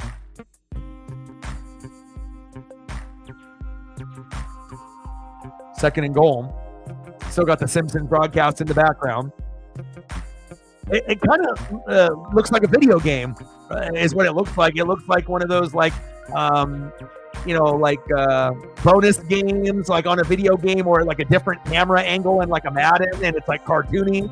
But they did a pretty good job with it. Second and goal. I mean, I'm just a Simpson fanatic, so I mean, anything Simpsons, I'm going to pay attention. Rush, plenty of time, get open, touchdown, Cowboys. Oh my. But there's a flag on the play. Call is against the Bengals. Brandon Cooks. But like when you see Cooper Rush's release, right? Yes, they have like talented players. Brandon Cooks, Oregon State. We're very familiar with him. He's bounced around in a lot of teams. One of the most underrated wide receivers. That's kind of a no-name wide receiver. And he was money in college. If you can lead college football even for a year in something in yards or receptions or touchdowns, he's always had a pedigree. We know that he got the concussion in the Super Bowl. He's bounced around from a lot of teams, but he is a pretty solid wide receiver 2 or 3, depending on the depth chart, right? He's a guy that can still get touchdowns. But Cooper Rush, that guy can ball. He's playing like Joe Flacco did for the Browns last year. Like, the record may not be great at 5-7, but I mean, he's making throws that like Joe Burrow would make. And I think that's something that we have to celebrate. Like, we might not give a shit about Dallas. We might not give a shit about, the Cowboys or Cooper Rush, but, it's hard for me to ignore, someone that's actually playing a hell of a lot better than I think people are wanting to give credit. Like, at the end of the day, the narrative is going to be the Bengals. Oh, they won the game, more than likely, right? Oh, Joe Burrow, Jamar Chase. But they won't be talking about Cooper Rush unless this game gets into Buffalo Bill Rams territory where it ends up being 44-42. Then, yeah, we're going to be talking about Cooper Rush. Everyone will be talking, but I like what I'm seeing from him. Like this bad team actually has a chance to win against Joe Burrow at home. And we know Burrow is much better, but I like what I'm seeing from Rush. He's making this game fun for me to watch. Who would have thought? Thank you, Cooper Rush. Let's get some Megan and some Seattle photos. It's going to talk it into existence. The Seattle Seahawks are going to beat the Packers at home when we do the broadcast, and they're going to go 5-game win streak. It's going to be a tough one, though. I mean, like I said, it would be tough against Minnesota or Detroit as well. And, 3 solid teams in that North.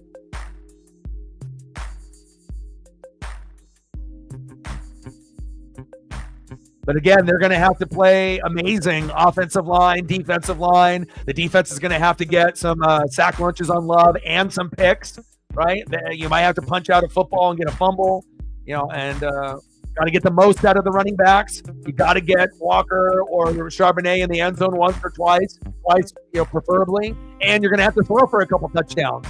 So you're going to have those guys step up, JSN, DK, Lockett, or maybe someone that is a surprise. All of a sudden, Jake Bobo with the touchdown. Hey, Jake Bobo can play for a guy that doesn't really get to play. Jake Bobo showed that he can play. What you know about the Bobo? 17-17, Bengals and Cowboys.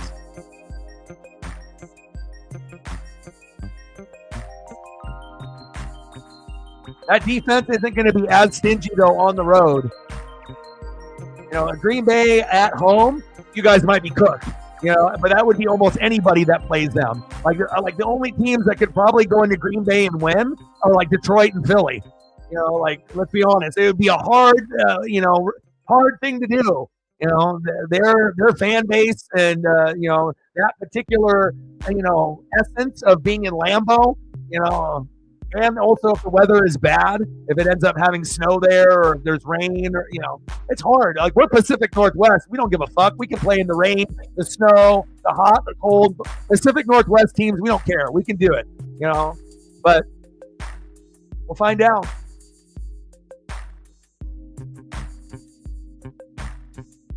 And plus, it'll give a good opportunity for the Seattle fans to not sell their tickets to the opposing team, to show up and to be loud and to be the loudest crowd all season, because that is a huge game, for not only the division, right? Also what happens with the Niners and the Rams if the Niners win.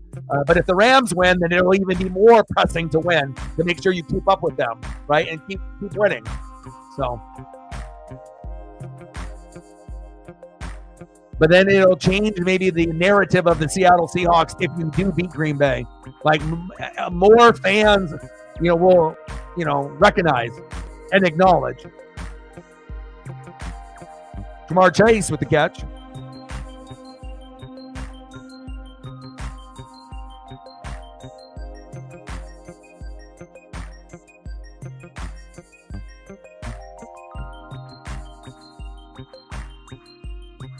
Yeah. And no Jair Alexander. So if Jair Alexander isn't there, the vibe and the swagger of the Packers isn't the same. Like they can still win, but when Jair is out there and he shuts down that whole side of the field and, sometimes gets the pass deflects or the picks, it changes the game, right? Because he's a guy that can get 2 picks in a game, but if he's not playing, you have to take advantage of that. Big night from JSN. Crowd go crazy. First down and 10. 17-17. Bengals. Cowboys. Burrow. Cooper. Oh, what a rush. I mean, I love the Road Warriors, Legion of Doom. That was my favorite tag team growing up. And Cooper, oh, what a rush. He's bringing it today. I mean, he might not be on that Legion of Doom, Animal Hawk type of level, but I like what I'm seeing. Best backup quarterback play I've seen. Oh, big hit. I mean, besides Jameis Winston when he's the good Jameis, then I'm like, damn. Or Flacco, right? But then for like backups, and then you end up being the starter. For every good play you get from a backup, you get the oh no. Now I know why you're a backup. Big hit there on Jamar.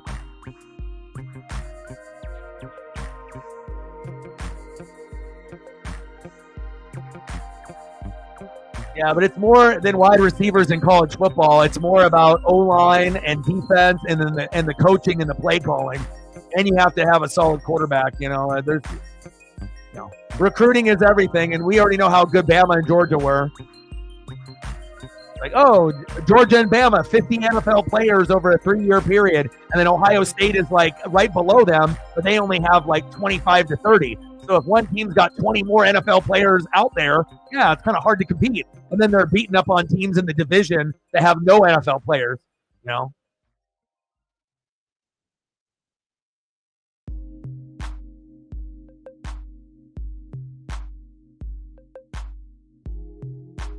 Third down and 4 on the Dallas 47. And remember when we used to hear Micah Parsons' name called on every defensive Dallas play? Now it's like once a game. Like, can't we get Micah Parsons to be the player that he was? Or is he so unfocused now? Nice catch by Jamar.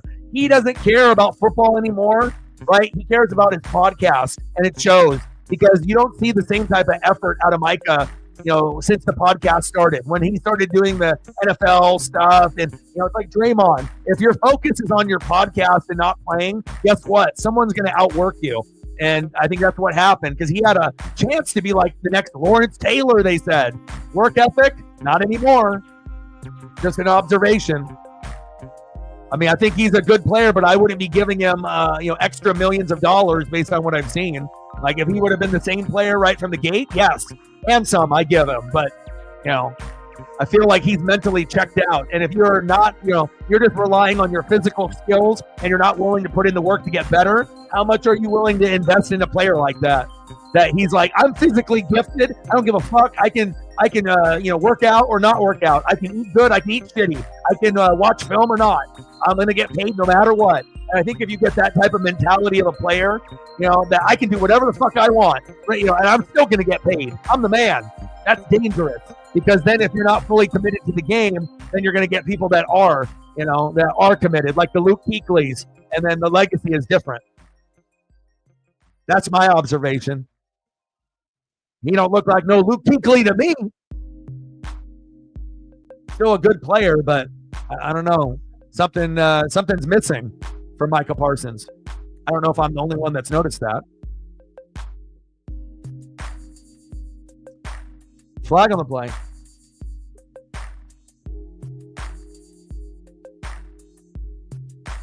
If you haven't smashed that like button yet, please do. Let's get to 20 before the stream ends, and we're at, 105 and 95 to go to hit the next goal. Let's go, baby. I really like this Dallas nightlife background. I might have to start doing those for the NFL now. If I don't feel like I have a good stadium background, then I'm like, oh, okay, maybe I'll have to just try to find some beautiful scenery to line up the players with. I mean, it definitely pops. It looks cool. Burrow. Tip. What did I say at the beginning of the game? I talked about tipped interceptions for both teams. Boom shakalaka, 6:50 to go, and both teams have a deflection interception. My ESP is on point. The sports gods, they sent me the message in the dream last night. They say, just say this out loud, and it will come true. I mean, we got ESP moments left and right. Nice job by the Cowboys, man. And sometimes when you watch film, as often as we do here, you notice tendencies in games when teams play, certain shit happens. And if you just pay attention, then the predictions can come true. Boom. And we got ourselves a game that could come down to whoever has the ball last. I like that. And it might not be a doink field goal like the Chiefs winning yesterday against the Chargers.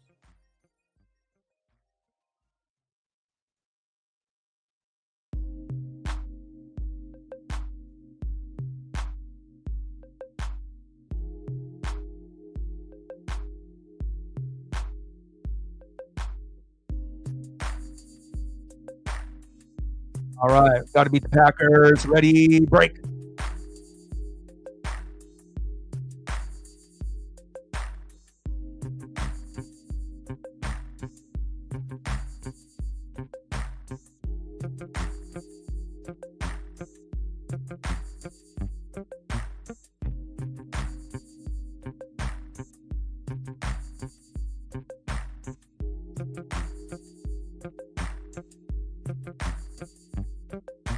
Pacific Northwest, we got a different type of swagger.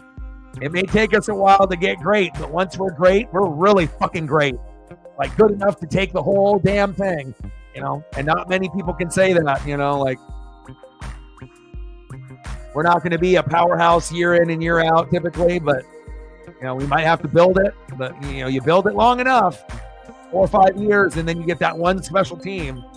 You know, we may win it all, we may lose in the championship, but one thing is for sure, there's a special fucking team on the field that you're watching.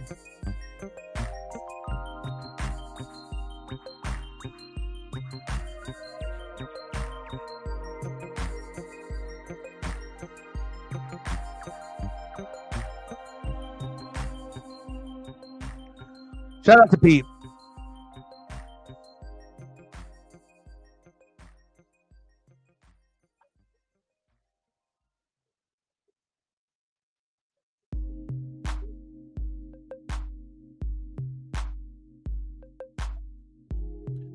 All right, Cowboys.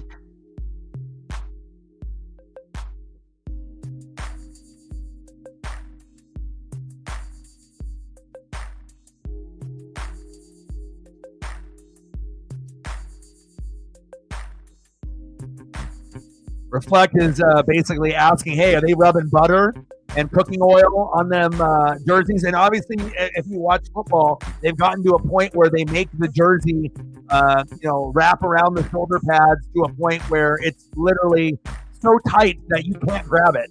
You know, so there is no loose jersey unless it's like the bottom, you know, that you're grabbing. You know, so they purposely make them as tight as possible for most players, so that there is not really a grab that you can do, right?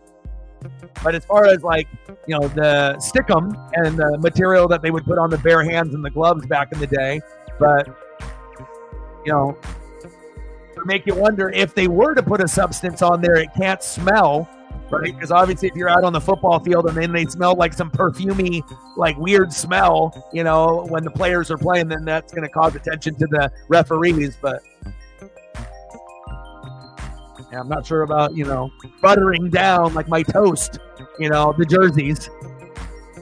But, you know, there probably is some kind of spray, you know, like, you know, how they have spray for like sneakers, like kicks, like when you make sure they stay clean and whatnot, and they have like different spray, adhesive stuff, like, you know, there's probably some stuff.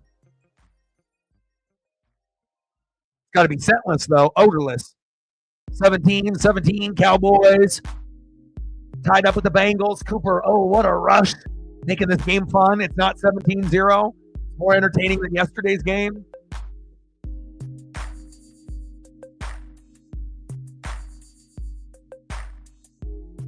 First down. Move to Chase.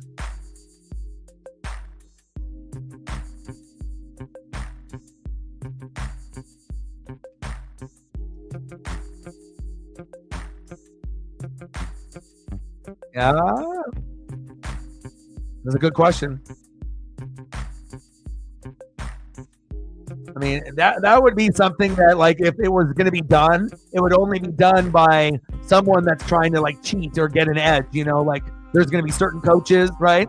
You know, that maybe would want to maybe try to cheat the system, you know, so to speak, right? So it wouldn't be like everyone would do it. It would only be like, you know, that very few small select, you know, people that would try to do it. And, you know, I'm not sure if they would do that for the whole team or whatnot, but.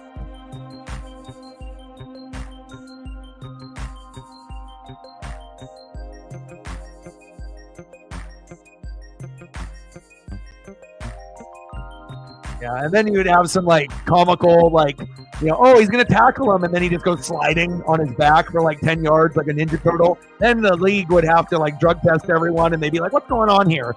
Like, why are you guys moving your bodies like this? And everyone's just like sliding out there like it's a ice skating rink. If everyone had the butter on the jersey, everyone was slippery. Someone would do too much of the material, and they would be too slippery.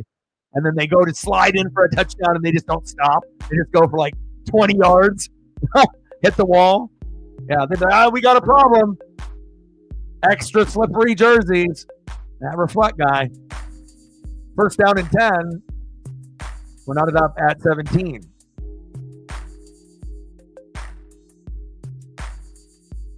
Two team. Man in motion. Attempted. Rush. Throw to the sideline. Incomplete. Turpin, the intended receiver. Candace in the building. What's good?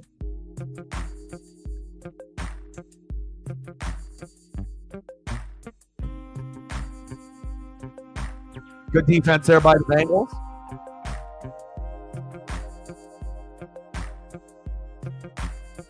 Still got the Simpson broadcast on.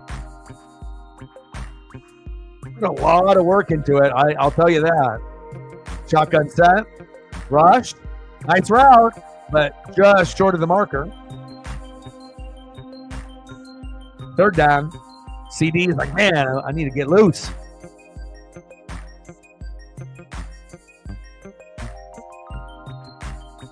How are you doing? How are things going? Crazy how we're almost going to be in January and it's going to be 2025. Like, just saying 2024 on stream was weird this year for me. You know, just time is going by so quickly since 2020. Like, saying 2024 felt kind of weird for a while, you know, without how everything has gone through COVID and everything else. And now, in the blink of an eye, it's going to be 2025. Like, what the hell?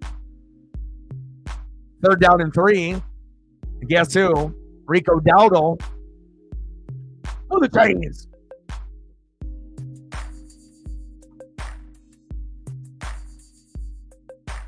Yes, they do. Even the duck gloves that I have and the NFL gloves, they have that same type of material that the players use. I have one that's a game used from the Natty, and then another one that was the green ones that I can't wear on stream. I only wear at the games. Those were like a special limited edition for the fans, and very small supply. But yeah, any of those like college or NFL gloves, yeah, they're crazy, man.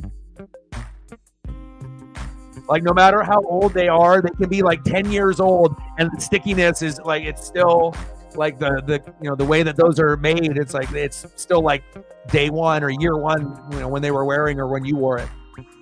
Wild technology. Both against the offense. Flaggery.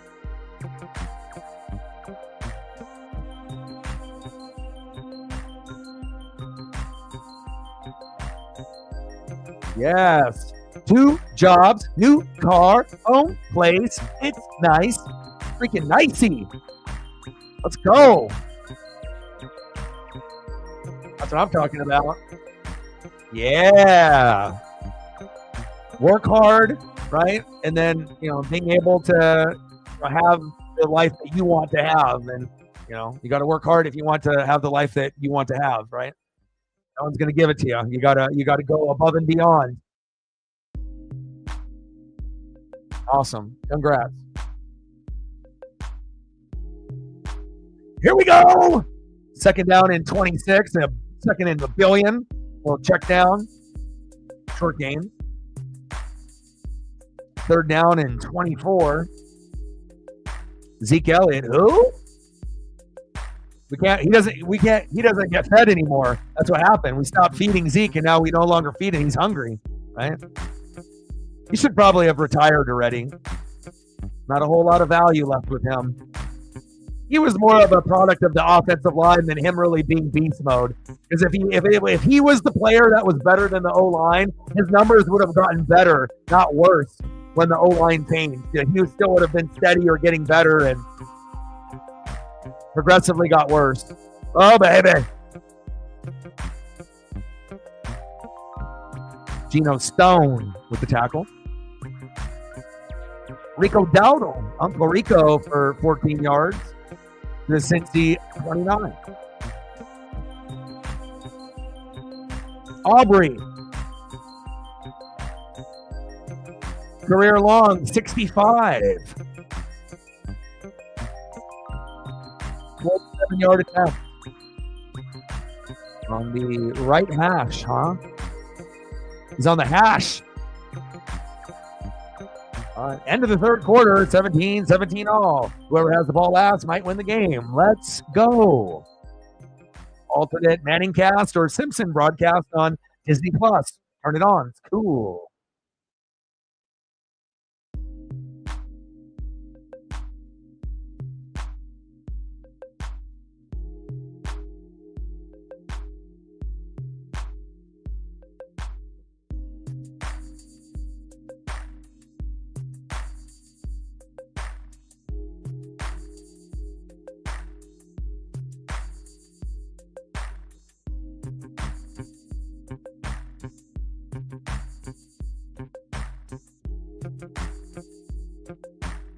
I got a couple people that have messaged like, man, this Simpson broadcast actually is pretty good. I mean, it's obviously more themed for, the younger generation, but when you know it can appeal to an adult, then they've done a pretty good job. They've put a lot of effort and time into it. So.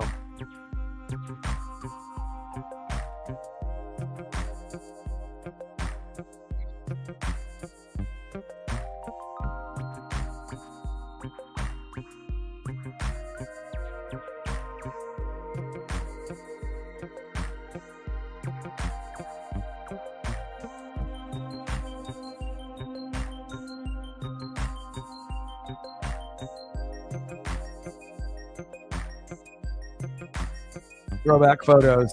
They're just the best. The boss. With the headband. Largent. Goated.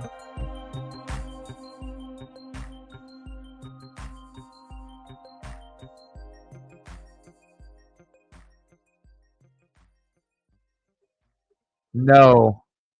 Even if he passes away, the sons are going to treat it just like how they have it like written in stone. Like, this is how we're going to, handle things. So just going to keep getting passed down from son to son.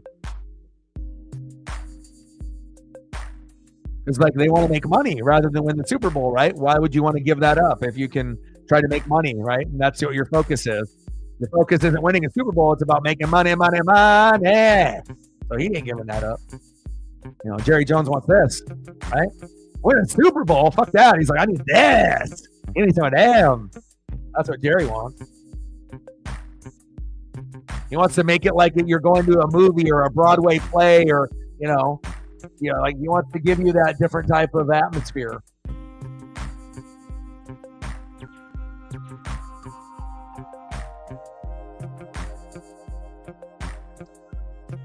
(17-17). 47-yard attempt, pick this up, and it's Aubrey, so you know it's good. Woo. 2017 Cowboys. Let's go.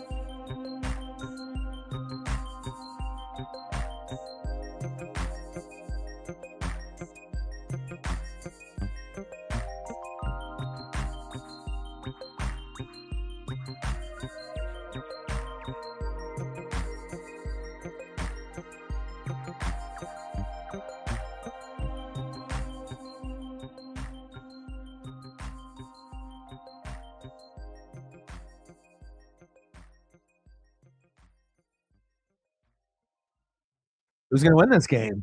Bengals? Cowboys?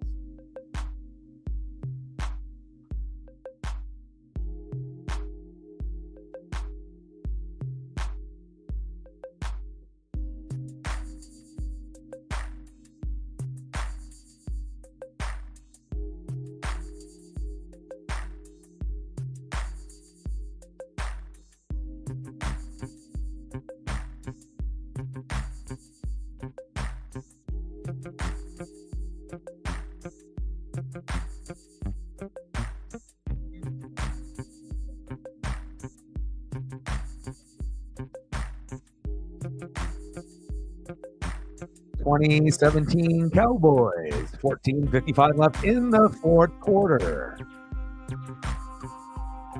Oh, Homer's stepping back into the pocket, looking for a receiver. Oh, he chucks it. Oh, yeah, baby. Oh, Homer with the pick. Man, they put a lot of work into this the Disney Plus Simpsons special.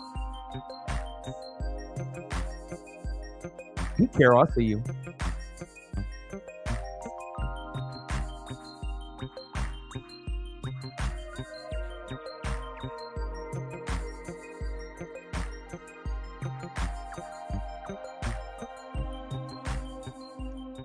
Yes, that will be.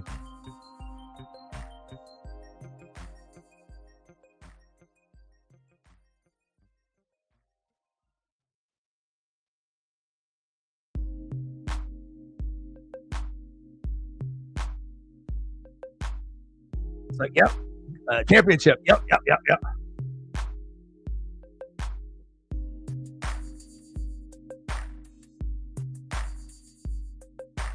Oh, baby. Let's go. 2017 Simpson broadcast is on. Regular broadcast is on. Sometimes I go 3. Manning cast. It's like you got to be able to move your eyes, and you got so many screens going on. You got to keep up with the chat. Multitasking. 2017 Cowboys.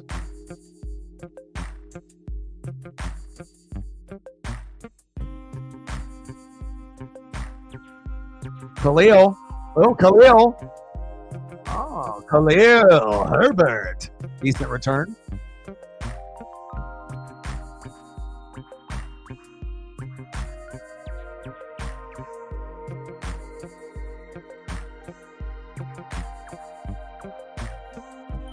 Also, too, with the Simpsons special, that'll be something that they'll have that people can rewatch. So I imagine the rewatch number is going to be pretty high on the special. Good for them. I mean, they did Toy Story, now Simpsons. You got to be pretty big as a cartoon or that type of thing to be able to get that type of recognition for the NFL to be like, okay, we trust you enough to do this. Oh, a little check down. Chase Brown. Zach Moss, who? Zach Moss is like, shit, I need to go to another team. I'm screwed now.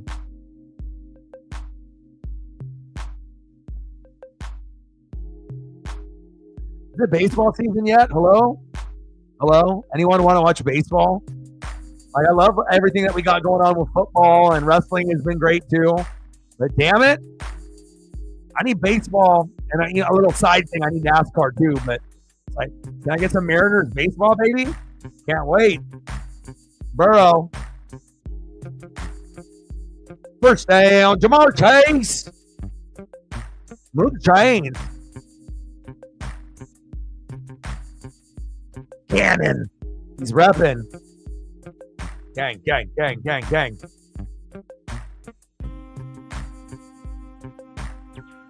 Yeah, it's sweet, man. They've done a pretty funny job, like implementing, Bart, Homer, and you get to see Mo, and they've done a pretty good job with the people that they have on the side, as well as like the cutscenes, as well as like in the game. You don't really know who's gonna be who when they make the play. They've done a good job with it. Oh man, yes. And I hope that we can win 95, 90 to 105. That would be great. I need those wins. I need the deep run. I need to see Julio live up to the potential. Cal not to go to another team and get more money. Like, just keep our core together. And let's get better too. And I need to see Durangelo throw at lefty and righty. I want him to play in some kind of role, either in the bullpen or, at some point, Luis Castillo needs to be replaced at the number 5, and we need a new guy there. So I would love for a guy that could be a switch pitcher, lefty and righty, to be that number 5 guy. But I don't know. He's probably a ways away from being that guy, but that would be really awesome. Either that or be like an insane like bullpen guy, like the guy that comes in the 7th inning and is just locked down, or 8th inning. Hell, 6th inning if Brash can't stay healthy.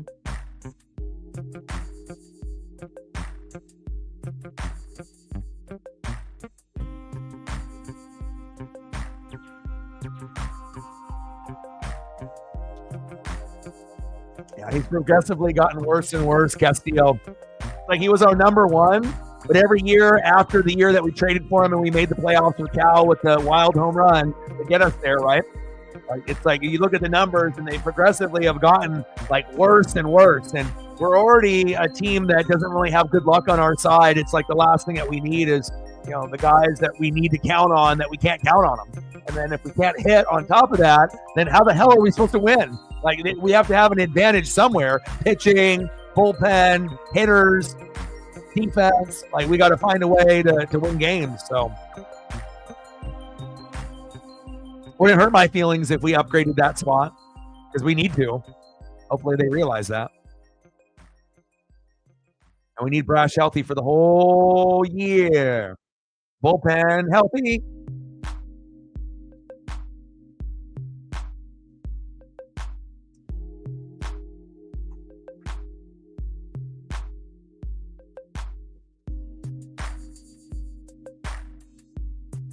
They got some crazy camera angles in this Disney Plus broadcast. It's very video game centered, like Madden, college football. And the scoreboard at the bottom of the screen, they did a good job with that too. Like, I don't know how many people were involved in making this, but it seems like a lot. I might fucking rewatch it. I want to be able to hear the commentary because right now, like, I'm listening to both, but it's like kind of hard. So, but I'm seeing all the visuals though. Visuals are dope. DeMarvian overshown. Oh no. Oh, that's not good.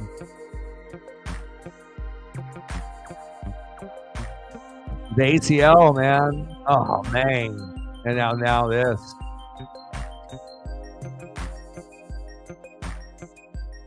Oh, no good. Hopefully he's okay. 8 injuries, man. First down and 10. 4 wide, shotgun set. Blitz off the edge. Nice catch. Oh my God. First down. Bengals. Just second. Look at the chains.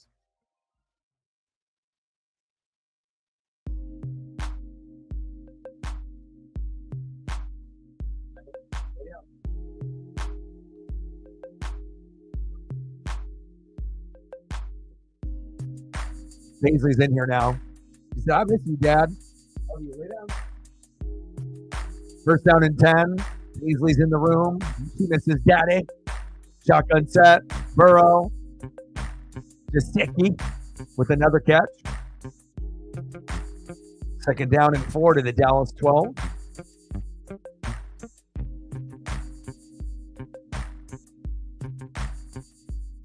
The Bengals need to upgrade with their coach as well. I don't think I'm the only one that thinks that. I think that for them to be able to go back to the Super Bowl or AFC Championship game, like, you need someone to be able to rebuild the defense and to give them some swagger. Because, like, I don't think we've ever talked about, like, the Bengals head coach.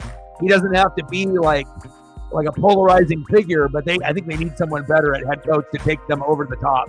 If they're ever going to win a Super Bowl or get back or have a good run to make an AFC Championship game a couple times in a row, I think you need to upgrade that spot.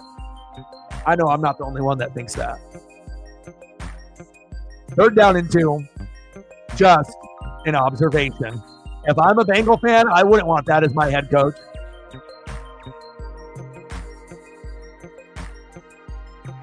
Like, you've had your time. I know what this possibility is going. Like, but realistically, they probably will keep him for a while. Shotgun set. Burrow. Back shoulder. Incomplete. T. Higgins off the one hand. Bland with some good coverage. He's a guy that makes it difficult for any receiver that he covers. He does get burnt from time to time, but he usually is in a pretty good space and makes it a contested catch or difficult. It's not usually wide open with him.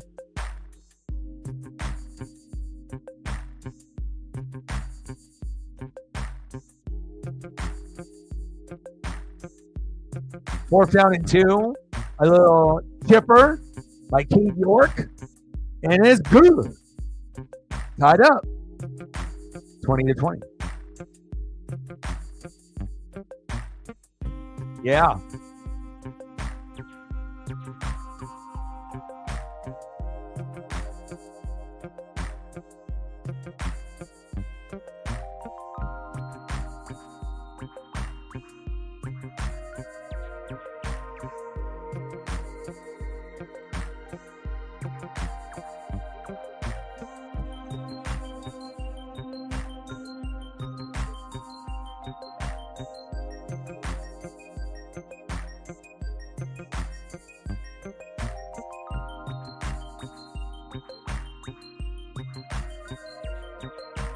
Oh, he's good. Crazy him and Ovechkin's careers are almost up.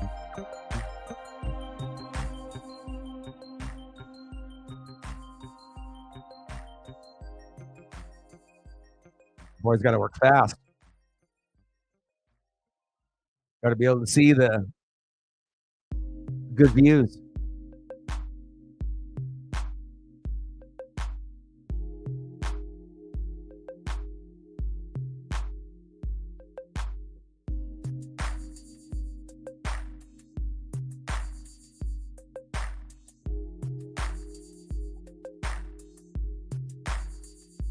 He said, I'm the best, pal.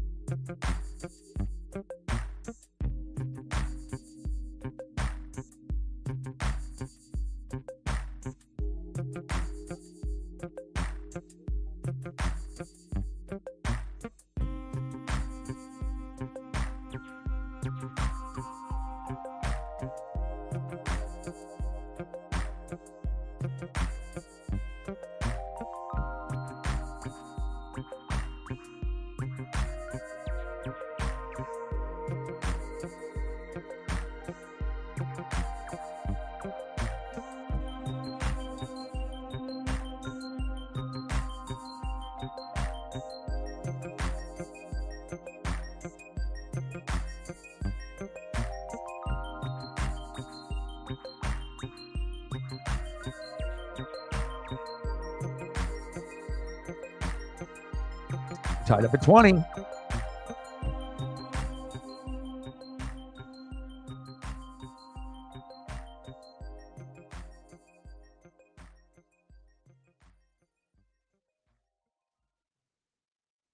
I'm number one, pal.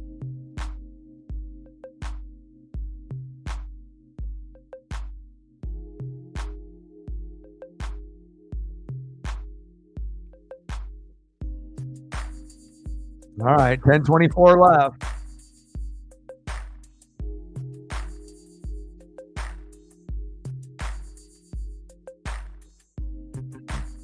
Okay, who's going to win this game?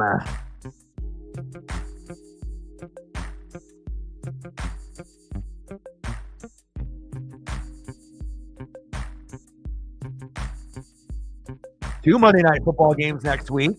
Who's playing? Bears and Vikings. Vikings. And Falcons and Raiders.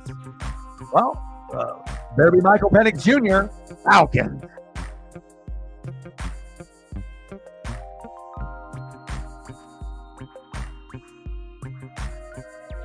But Raiders, that definitely is a trap game for the Falcons. Raiders could win. Shotgun set. Ooh, big tackle. He said,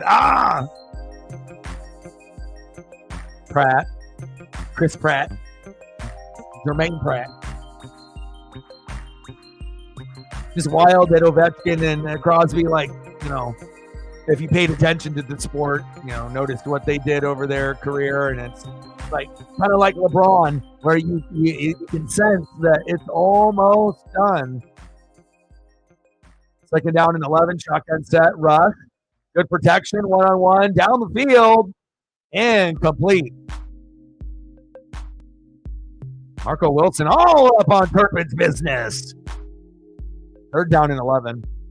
Like, bad defense early on, but now, like, they're, you know, it's not 42-40 or 44-42 or getting to that Bills-Rams level, but it's like we're getting a good amount of good defensive plays and some good scoring to make it like, ooh, okay, this could actually get kind of spicy, and you got us engaged in a game that, you know, doesn't really mean a whole lot, but good football matchup back and forth. A blitz right up the middle. Good play call there. That Gino Stone. Wow. I mean, you could have had Troy Aikman back there, and you ain't getting that pass off. Roger Staubach, right? Tony Romo, Troy Aikman. That's a sack or an incomplete pass. He's like, oh, fuck. What is that guy doing there? Where did he come from? Thanks a lot, O-line. You're not getting no steak and lobster after the game. Brutal. All right, Cowboys with the punt. All right, Burrow's like, now it's my time. Nope. Shake and not a whole lot of bake. 9:33. Burrow's like, all right, time to win this bitch. I got to stop fucking around now. Now I got to get that big, like 50-yard bomb to Chase. Boom. Tutty. All right.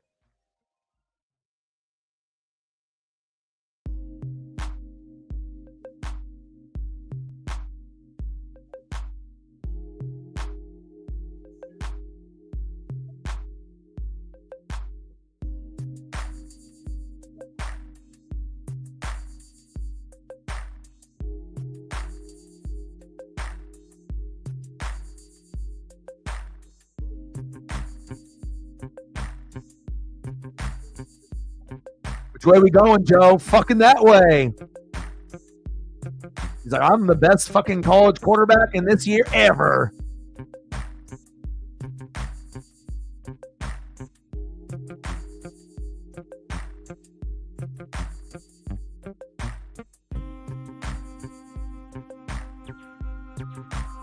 Joe needs a new coach to get back to this level. Boom, boom.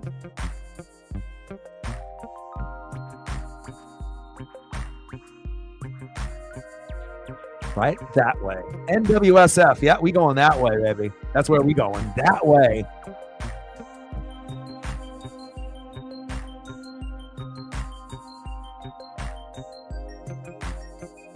Yeah, it's awesome to be able to see the tops. You know, Ovechkin and Sidney Crosby live up to the billing, you know, after Lemieux and Gretzky and Hull and that next generation, they needed superstars. And, you know, for them to play as long as they have, they've always been linked together, and they both are Hall of Famers. And that's always great when you can see two guys that are, you know, come in the league around the same time, and then they're paired together, and then they both turn into like the best players of the generation, and they both do things equally fantastic. Like, you know, hard to be able to see that in a sport, and pretty cool. And then we have to wait for, I mean, there's players that are playing now, but that type of legendary status, they earned it, and they're still playing. This was a swaggy team. Clyde Edwards-Helaire at running back, Justin Jefferson on one side, right, and Jamar Chase on the other. What? Like, no wonder they were cooking. They had literally a top 5 quarterback and 2 of the top 3 wide receivers in the NFL all together on the same team. Oh, and then we'll just hand it off to Clyde Edwards-Helaire, and he'll get some touchdowns too. Golly, this was a fun team. They beat the shit out of everybody. Swag, swag, swag, swag. Tiger King. Burrow.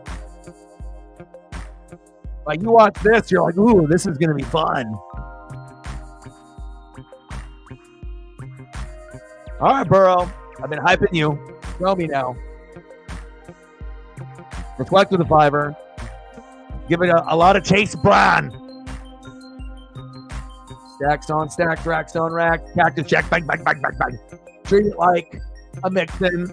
Pound the rock. Let it open up the passing game. Appreciate ya. Yeah, I mean, out of all the NFL quarterbacks, Joe is definitely easy to root for. And it's like you would want someone like him to actually, you know, hit that based off his skill set, you know, for his legacy. Like, even if it's only one win, you know, but like one is better than none. And you want to see certain guys win, you know, and have that legacy. Hudson, boom. First down, Bengals. Hudson. He said, no more CD. Yeah, it feels like they're kind of going in other players, you know, to get the ball. So it's like if he does get the ball, it's like only for a first down, not that 35-yard touchdown that would really hurt you, you know. But maybe a catch here and there. But then if it ends up being like a touchdown or, you know, a big play, it probably would go to someone else. Oh, big hit. Yeah, he says. He said, you know who I am? I'm Kendricks. Look at him. He got the beard. He got the hair. Yeah, he's locked in. He turned into a gladiator right there for a split second. Look at just reading. Boom. Let me do my best Peakley impersonation. Nice job, Eric. What a game. 10 tackles and a TFL. Tackle for loss. He's having himself a game. Second down and 13. Burrow into the slot. Good tackle. Oh, fumble! Oh, baby! Oh, yeah! Oh, my. Like that? Uh-oh. Joe. Uh-oh. Bengals.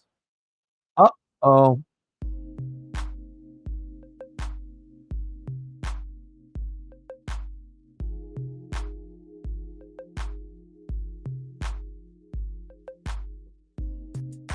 This is close. So they're going to say incomplete. Incomplete pass.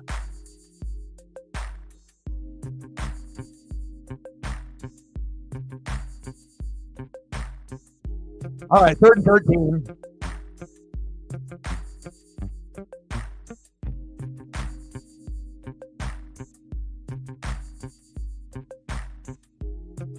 Yeah, because they need Tyler Boyd.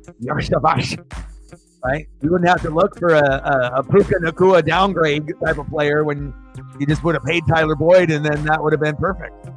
That way, if Higgins leaves, you're not worried. You already got your number 2 right there. Avoid the Boyd, Tyler Boyd. Don't let a guy like that go. Don't let Joe Mixon leave. Don't let Jesse Bates III leave. See what's happened? Not the same.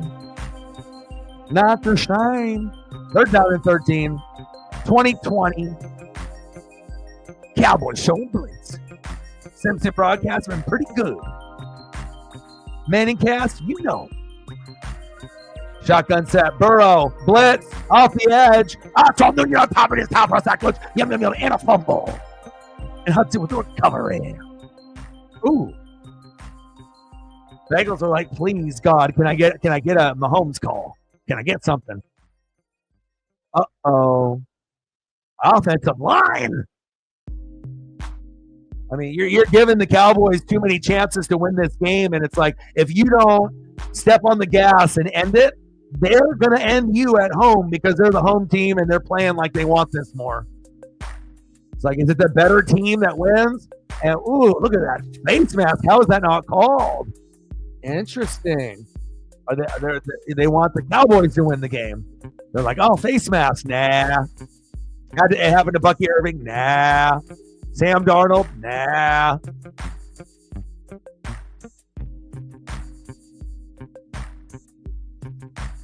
Like, how does that happen, though? You know what I'm saying? Like, how do you miss, like, when the helmet gets turned around and you're literally looking out of your ear hole, right? That's not like a little face mask. Like, they're trying to rip your fucking head off. No? Not even a look? Like, if there's any penalty that happens in the NFL besides a late hit, that needs to be, like, how do you miss that? And then now it's like that affects the game because instead of an automatic first down and then they keep that momentum going, they probably get a touchdown or a field goal and then less time for the Cowboys to come back. But now we will see.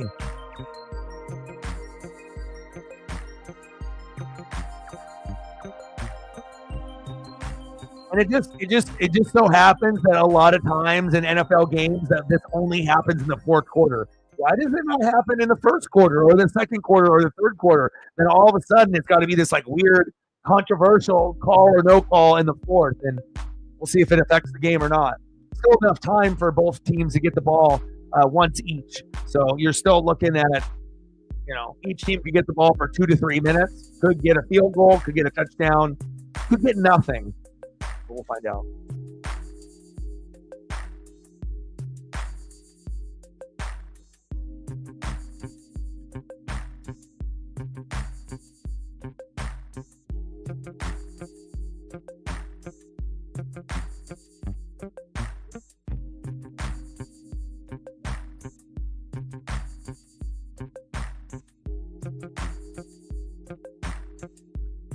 you haven't smashed that like button yet, please do. 5 more to go to get to 20. So if you are in the room, please do.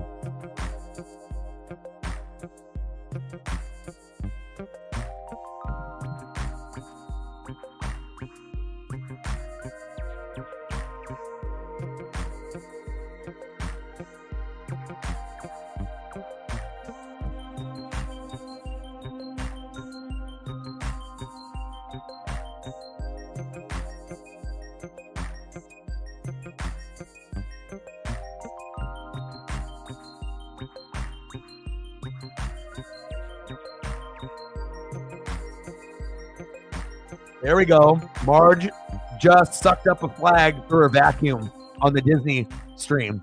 So is that like a ref? It's like picking up the flag. Like, give me some correct calls, damn it. Give me some consistency. Otherwise, then fans are going to be thinking a certain agenda about the NFL like here on out, right? And then maybe college football, it's not going to overtake the NFL, but come on, NFL. Come on, NFL. College football playoff, they're starting to cook something. Better bring it.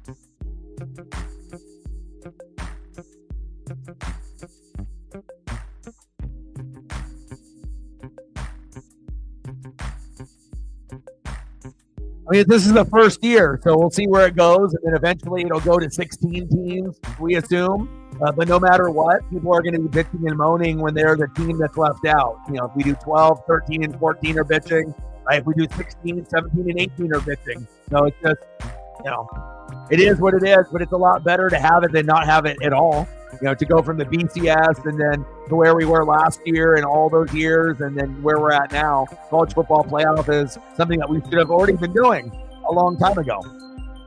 Just got to be able to figure out the right amount of teams and the way that the brackets get constructed in a fair way where it seems like it's fair and it's not like helping a team or two.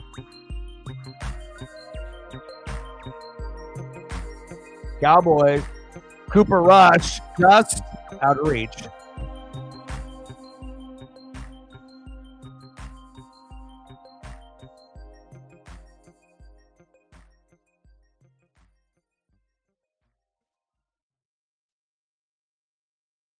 College football playoff streams are going to be fun. You know, there'll be more people paying attention since they know, oh, okay, college football playoff. Maybe I haven't been paying attention, and then, okay, now I get to watch this for the very first time. You're definitely going to get a lot more eyeballs of fans that only watch NFL that will check out the college football playoff, and that'll lead to, you know, more people getting invested in it.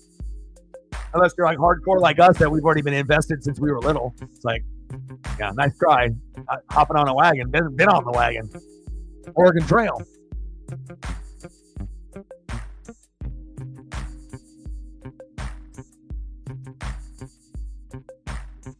Man, they're holding the shit out of him, huh? Throwing that shit to Brandon Cooks like if he was like Manute Bowl. You gotta throw that football quite a bit lower. He's small. Come on, Cooper.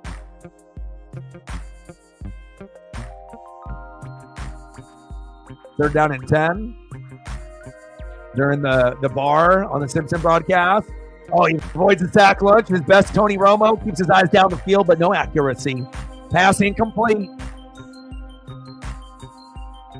T-Rex. Saints fans are like, fuck, I wish I still had him. I would be too, man. I'm a Saints fan. How do you let that go?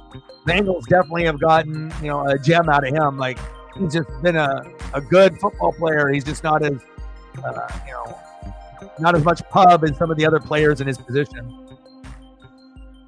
He's a great player, though. I'd take him on Tampa. 4th and 10 with the punt. All right, Bengals, you get another try. Flaggery on the play.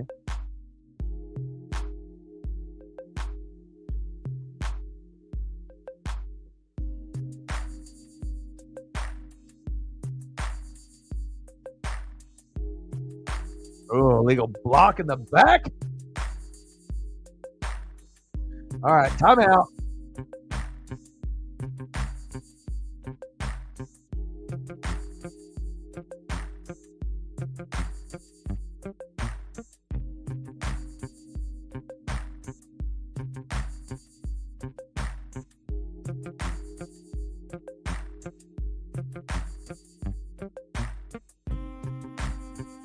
Good game, 20-20. 5:38 left in the fourth. Cooper Rush, Joe Burrow. Who wants it?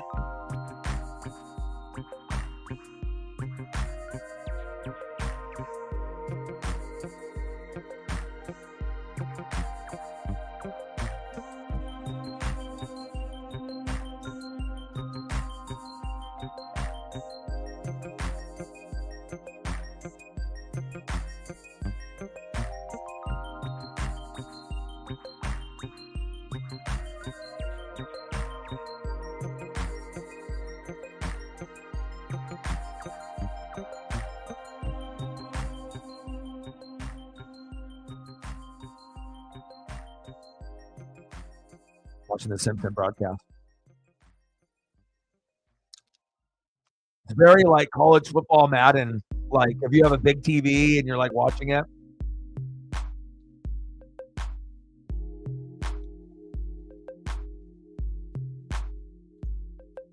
Good game. Thank you, Cooper Rush, for making this a good game. I can't watch too many shitty games in a row. Like, you know, you get one shitty game, then you want to make sure you get like a good one pretty soon after that.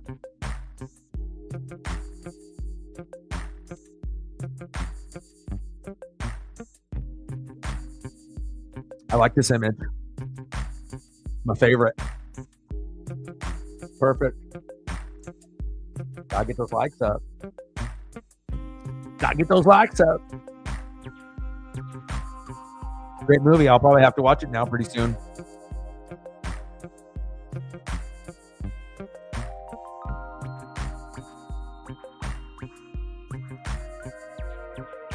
Indiana, Notre Dame. Yeah. Tennessee, Ohio State. Yeah. That's what I'm doing. I'm doing both of those streams. Let's go.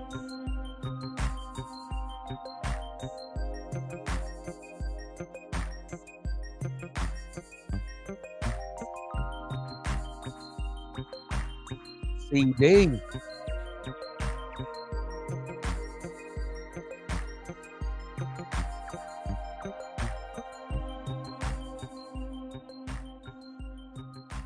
All right, Burrow. Shotgun set, play action fake, pressure off the edge, wheeling, dealing, keeping his eyes downfield. Jamar Chase, move chains. First down, Bengals.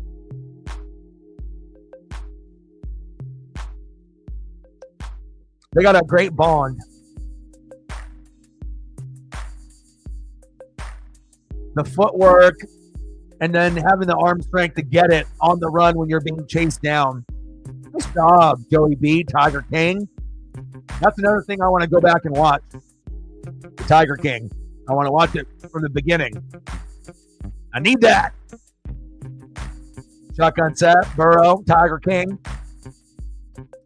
Yo Shivash with a short game.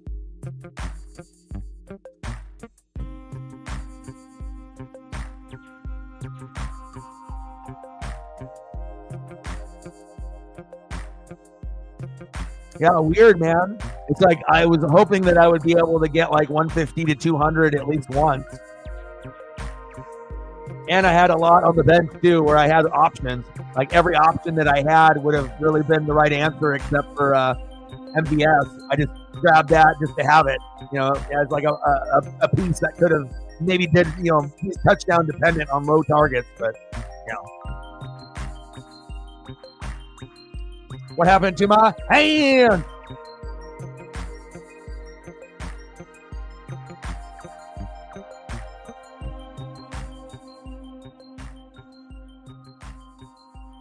Automatic first down.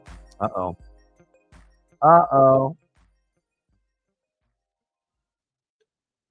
It's like, all right, let's get in there. You're going against Jamar Chase. Fuck. What do I do? You hold him. That's what you do. Uh-oh.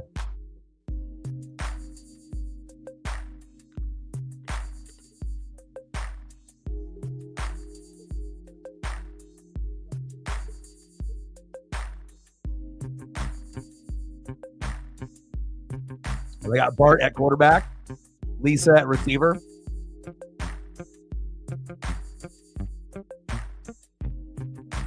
I like the way that Chase Brown runs. He's not Joe Mixon, and it is a downgrade, but he's way better than Zach Moss. And, you know, he's gained some good chemistry with Burrow and Chase, where it looks like, you know, based on how the team grows, he could be the RB1 for a few years.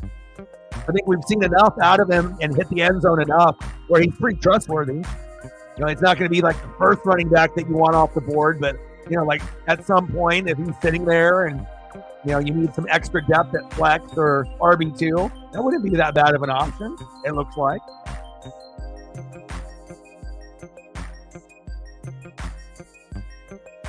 Up flag. Uh-oh. Yoshivash. Uh-oh. What you doing, Andre? Yoshivash. He's like, oh, I didn't do anything. All right, what did you do? So it looked like one guy flopped and fell to the ground, and then the other guy fell to the ground. All right, there's a grab. Okay, I see it.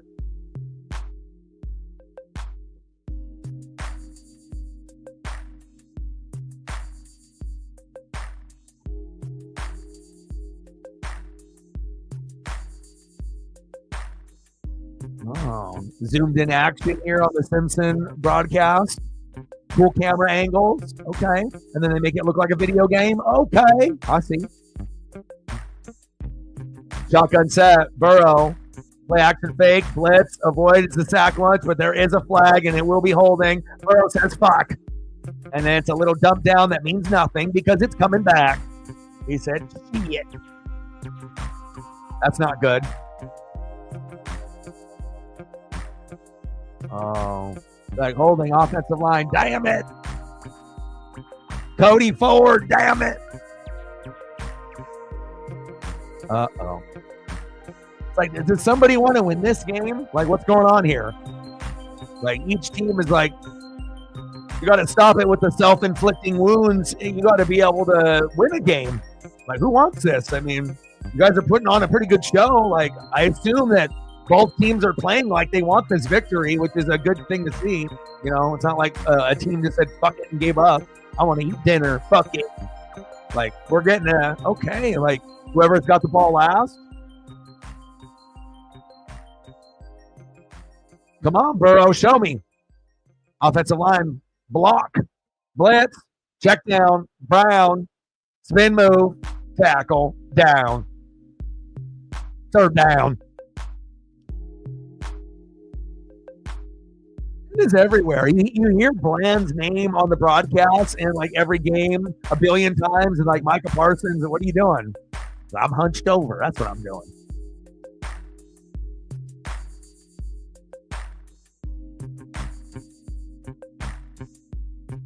You're gonna be slanging the Roni on the holiday for like a whole day, a half a day.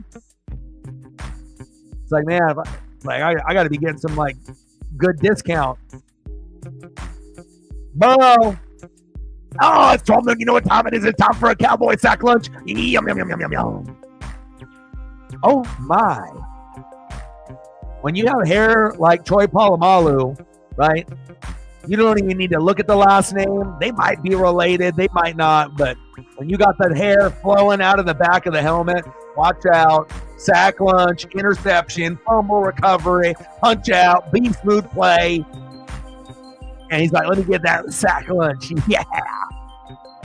Thanksgiving, seconds and thirds. 2020. Oh, Cowboys might win this now. Oh, my. This is a weird game.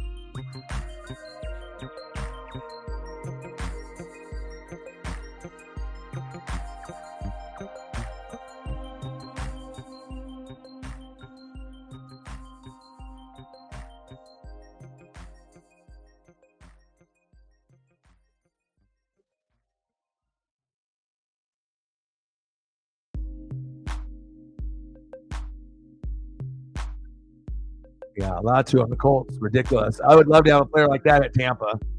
Like just those certain players that have that edge athletically, the physicality, the mentals. Oh, they got Bart at QB. Oh man, Bart's the Burrow. It's a shotgun set with Burrow. Going to get Homer out there. Homer Parsons. Oh,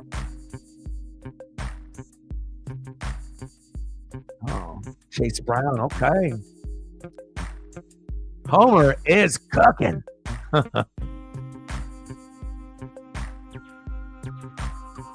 Shep in the building. 2020 Bengals Cowboys. Congratulations on the fantasy playoffs and 3 past winners. 1 newbie. What will happen? We'll find out. Congratulations. What's good, my bro? My brother from another mother. Oh, Bart. Shotgun set. Oh, Homer's coming after him. Homer diving. Oh, and he got him with the sack lunch. Burrow goes down. Sack lunch. Homer Parsons.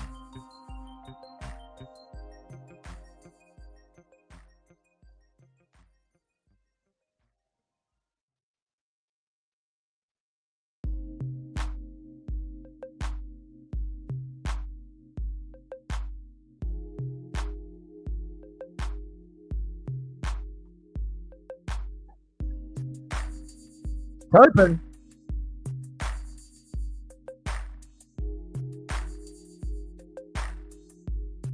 Oh, Bart. Oh, Bart on the skateboard. All right. Okay, let me show you my Tony Hawk. Blocked! And he blocked it! He got it! Ow! And it's fumbling around! And Cincinnati recovers! Are you kidding me? Oh, my. Bro. This game? What? How are you going to block the punt? And since he gets the ball back after punting, boom, what a block. How do you not come out with the football?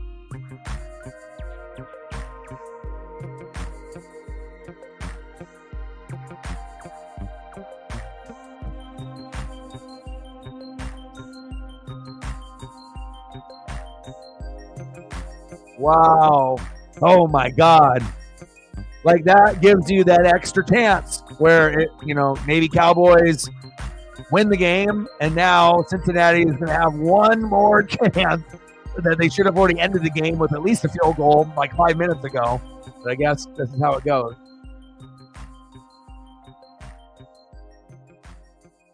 Yeah. Lots of people want to be in the playoffs, but, that's the best of the best. That's what, for anyone that it's not in there, including me, we want to be there. We want to be in that spot. So,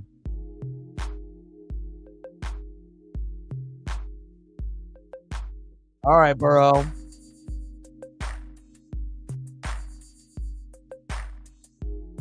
All right, Tiger King. Show me. Shotgun set. Burrow. Pressure off the edge. Throw to the sideline. Yoshivash. First down. Bengals.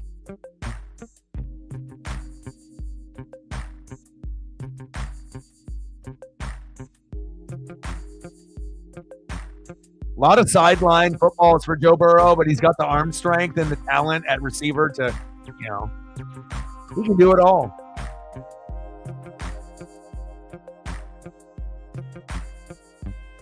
Second down and 3, shotgun set, handoff. Chase Brown says, I could be RB1. First down, Bengals. I am Icky Woods. I am Corey Dillon. I'm Joe Mixon. Okay. he looks pretty good. I mean, obviously, Zini has been able to get points with all three.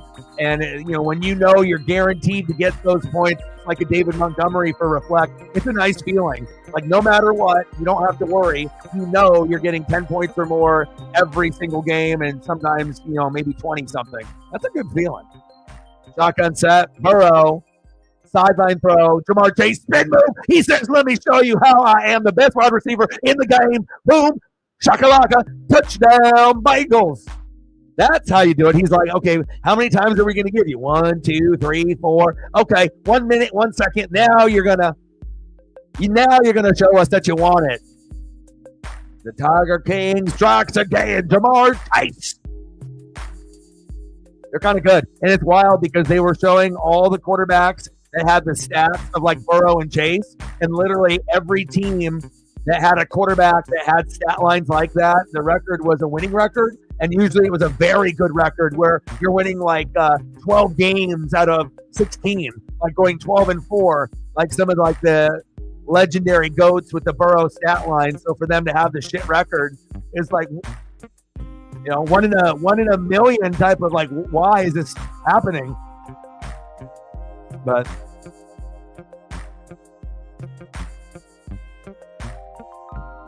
$27-20 Bengals.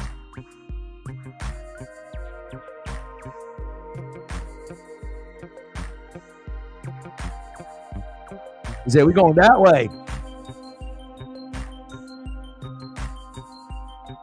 I am the best in the NFL. He said, Jay Jetta, you're really good. But he's like, I'm better. And we always knew that this day could happen. This is not like a surprise. Like, they are neck and neck, and they always have been neck and neck at college and in the pros. And he's always had a better quarterback. So if you already have Joe Burrow, yeah, you should be the best. If you got the best quarterback throwing it to you. He's like, I'm good. He said, look at my swag. Look at my swag. Look at my visor. Swaggy. 27-20. Touchdown. Joe Burrow. Jamar Chase. They're good.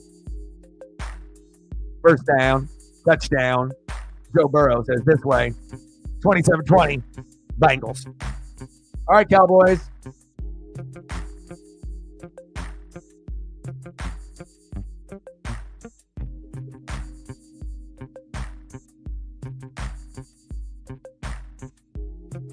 Oh, Lisa in the end zone. Oh, Lisa with the tutty. Okay. Oh, my. First down and 10, shotgun set. Now, who is going to be that guy? I mean, obviously, if you can go to someone, you go to CeeDee Lamb on every fucking play. That's what you do. That's what you do. You go to that guy. Now, and guess what? You know what the next play is? CeeDee Lamb. And guess what the next play is? CeeDee Lamb. And then the next play, CeeDee Lamb. Right? You're in this position, and then if it's anyone else, Brandon Cooks. But you would prefer CeeDee Lamb. And then if you do, maybe you get in the end zone. But again, I don't want Reflect to lose in a fantasy league. But if you're the Cowboys and the Bengals, don't just win it here, you got to go to CeeDee Lamb to tie it. And then it goes to OT, and then who knows? But we'll see if that is capable by Cooper. Oh, what a rush. How good are you as a top 5 backup? Are you number one? Are you the number one backup in the NFL? If he gets a touchdown here, you could definitely argue that maybe he is the best backup in the NFL. Show me. Rush. Avoids the sack lunch, but falls forward. I think got some positive yardage, but you're running out of time. Tick, tick, tick, tick, tick, tick, tick, tick, tick, tick, tick, tick, tick. 42, 41, 40. It's like me looking at a microwave. 38, 37, 36, 35. Rush. Blitz. T-Rex. This game's over. Oh.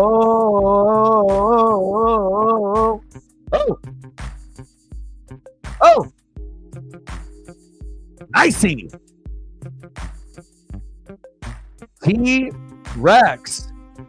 The Saints are like, how in hell did we let this guy go to another team? What were we thinking? Oh, T-Rex. Ah!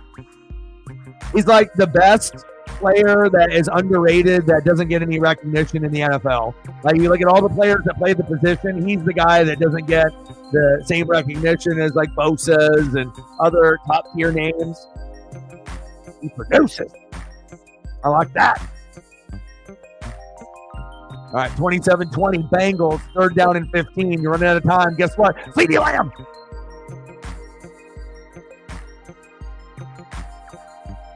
Fourth down. Ferguson. Oh.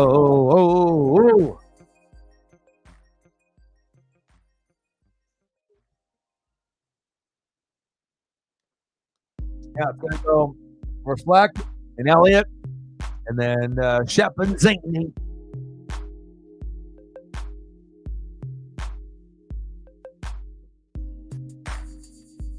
And if the underdogs have good matchups, they're going to have a chance. Zini trying to flex on everybody, but again, like the way that she thinks and her strategy, she doesn't really miss, on a lot of the players, and that takes a skill set to be able to get top tier players, and regardless of what year. Rush incomplete, and they said nope, the game is over.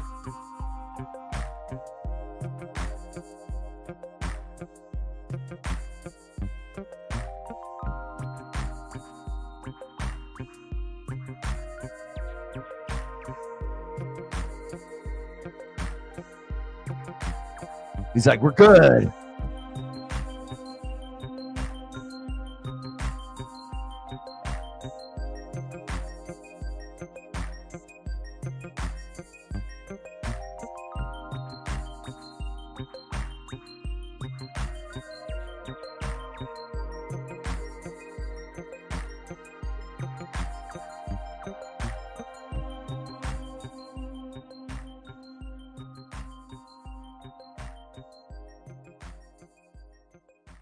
This guy kind of makes a difference. Got to have a guy like that, right? Got to have a guy that you can count on defensively.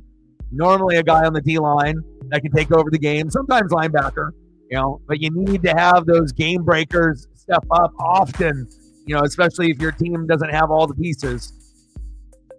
Earl's like, yeah, we got one. He might not be the most popular. He's the most underrated, but he delivers.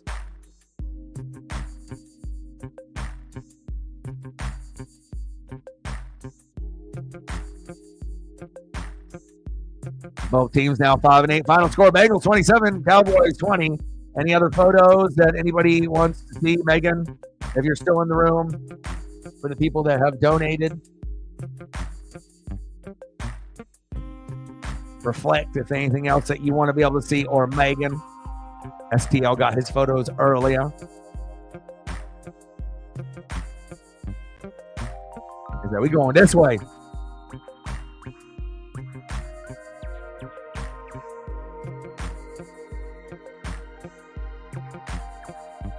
Yeah, the Bengals are like my fantasy team.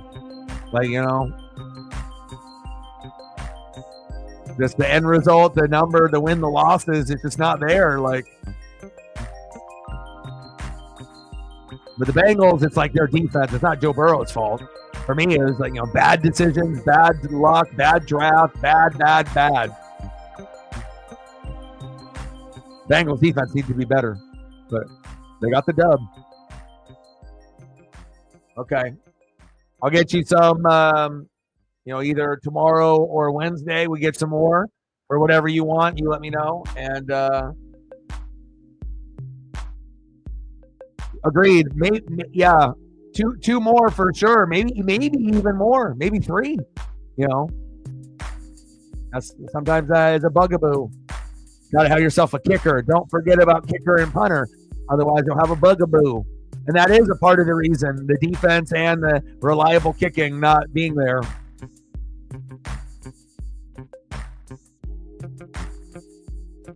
for the underdogs, for like E and Shep, you just have to hope that you have a lot of green and the matchups are good for you in the playoffs to try to do the upset. Because obviously with Reflect and Zini, Shep, you've won it pretty much, and Zini and Reflect, but the teams at the top are at their top for a reason, and you can definitely look at the players that they have. It's like, man, you understand why they're at the spot. So speaking of, Zini's like, hello, I'm here. Hello, I'm here. I showed up. I'm trying to win the chip, she says. The chip. How are you, Zini? Zini Panini. She said, I'm trying to win the chip. She's in good position. Probably the best position.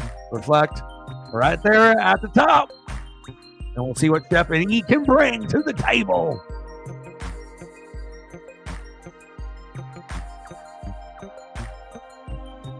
Zini Machini. Zini Panini. Zini Machini.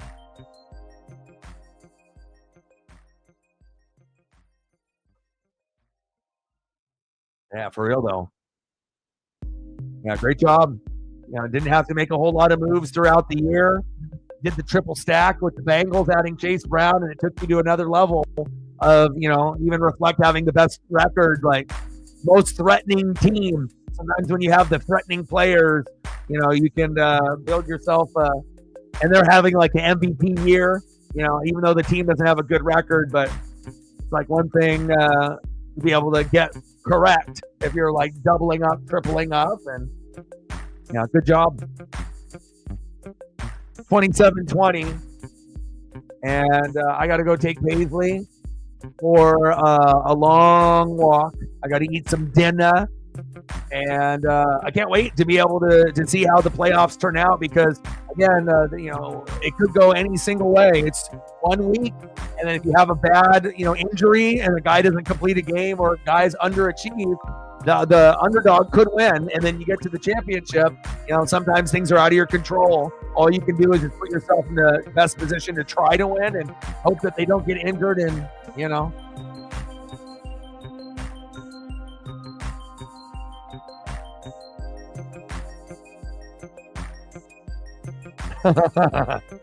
the Zini Panini Fantasy Football Machine, bringing it.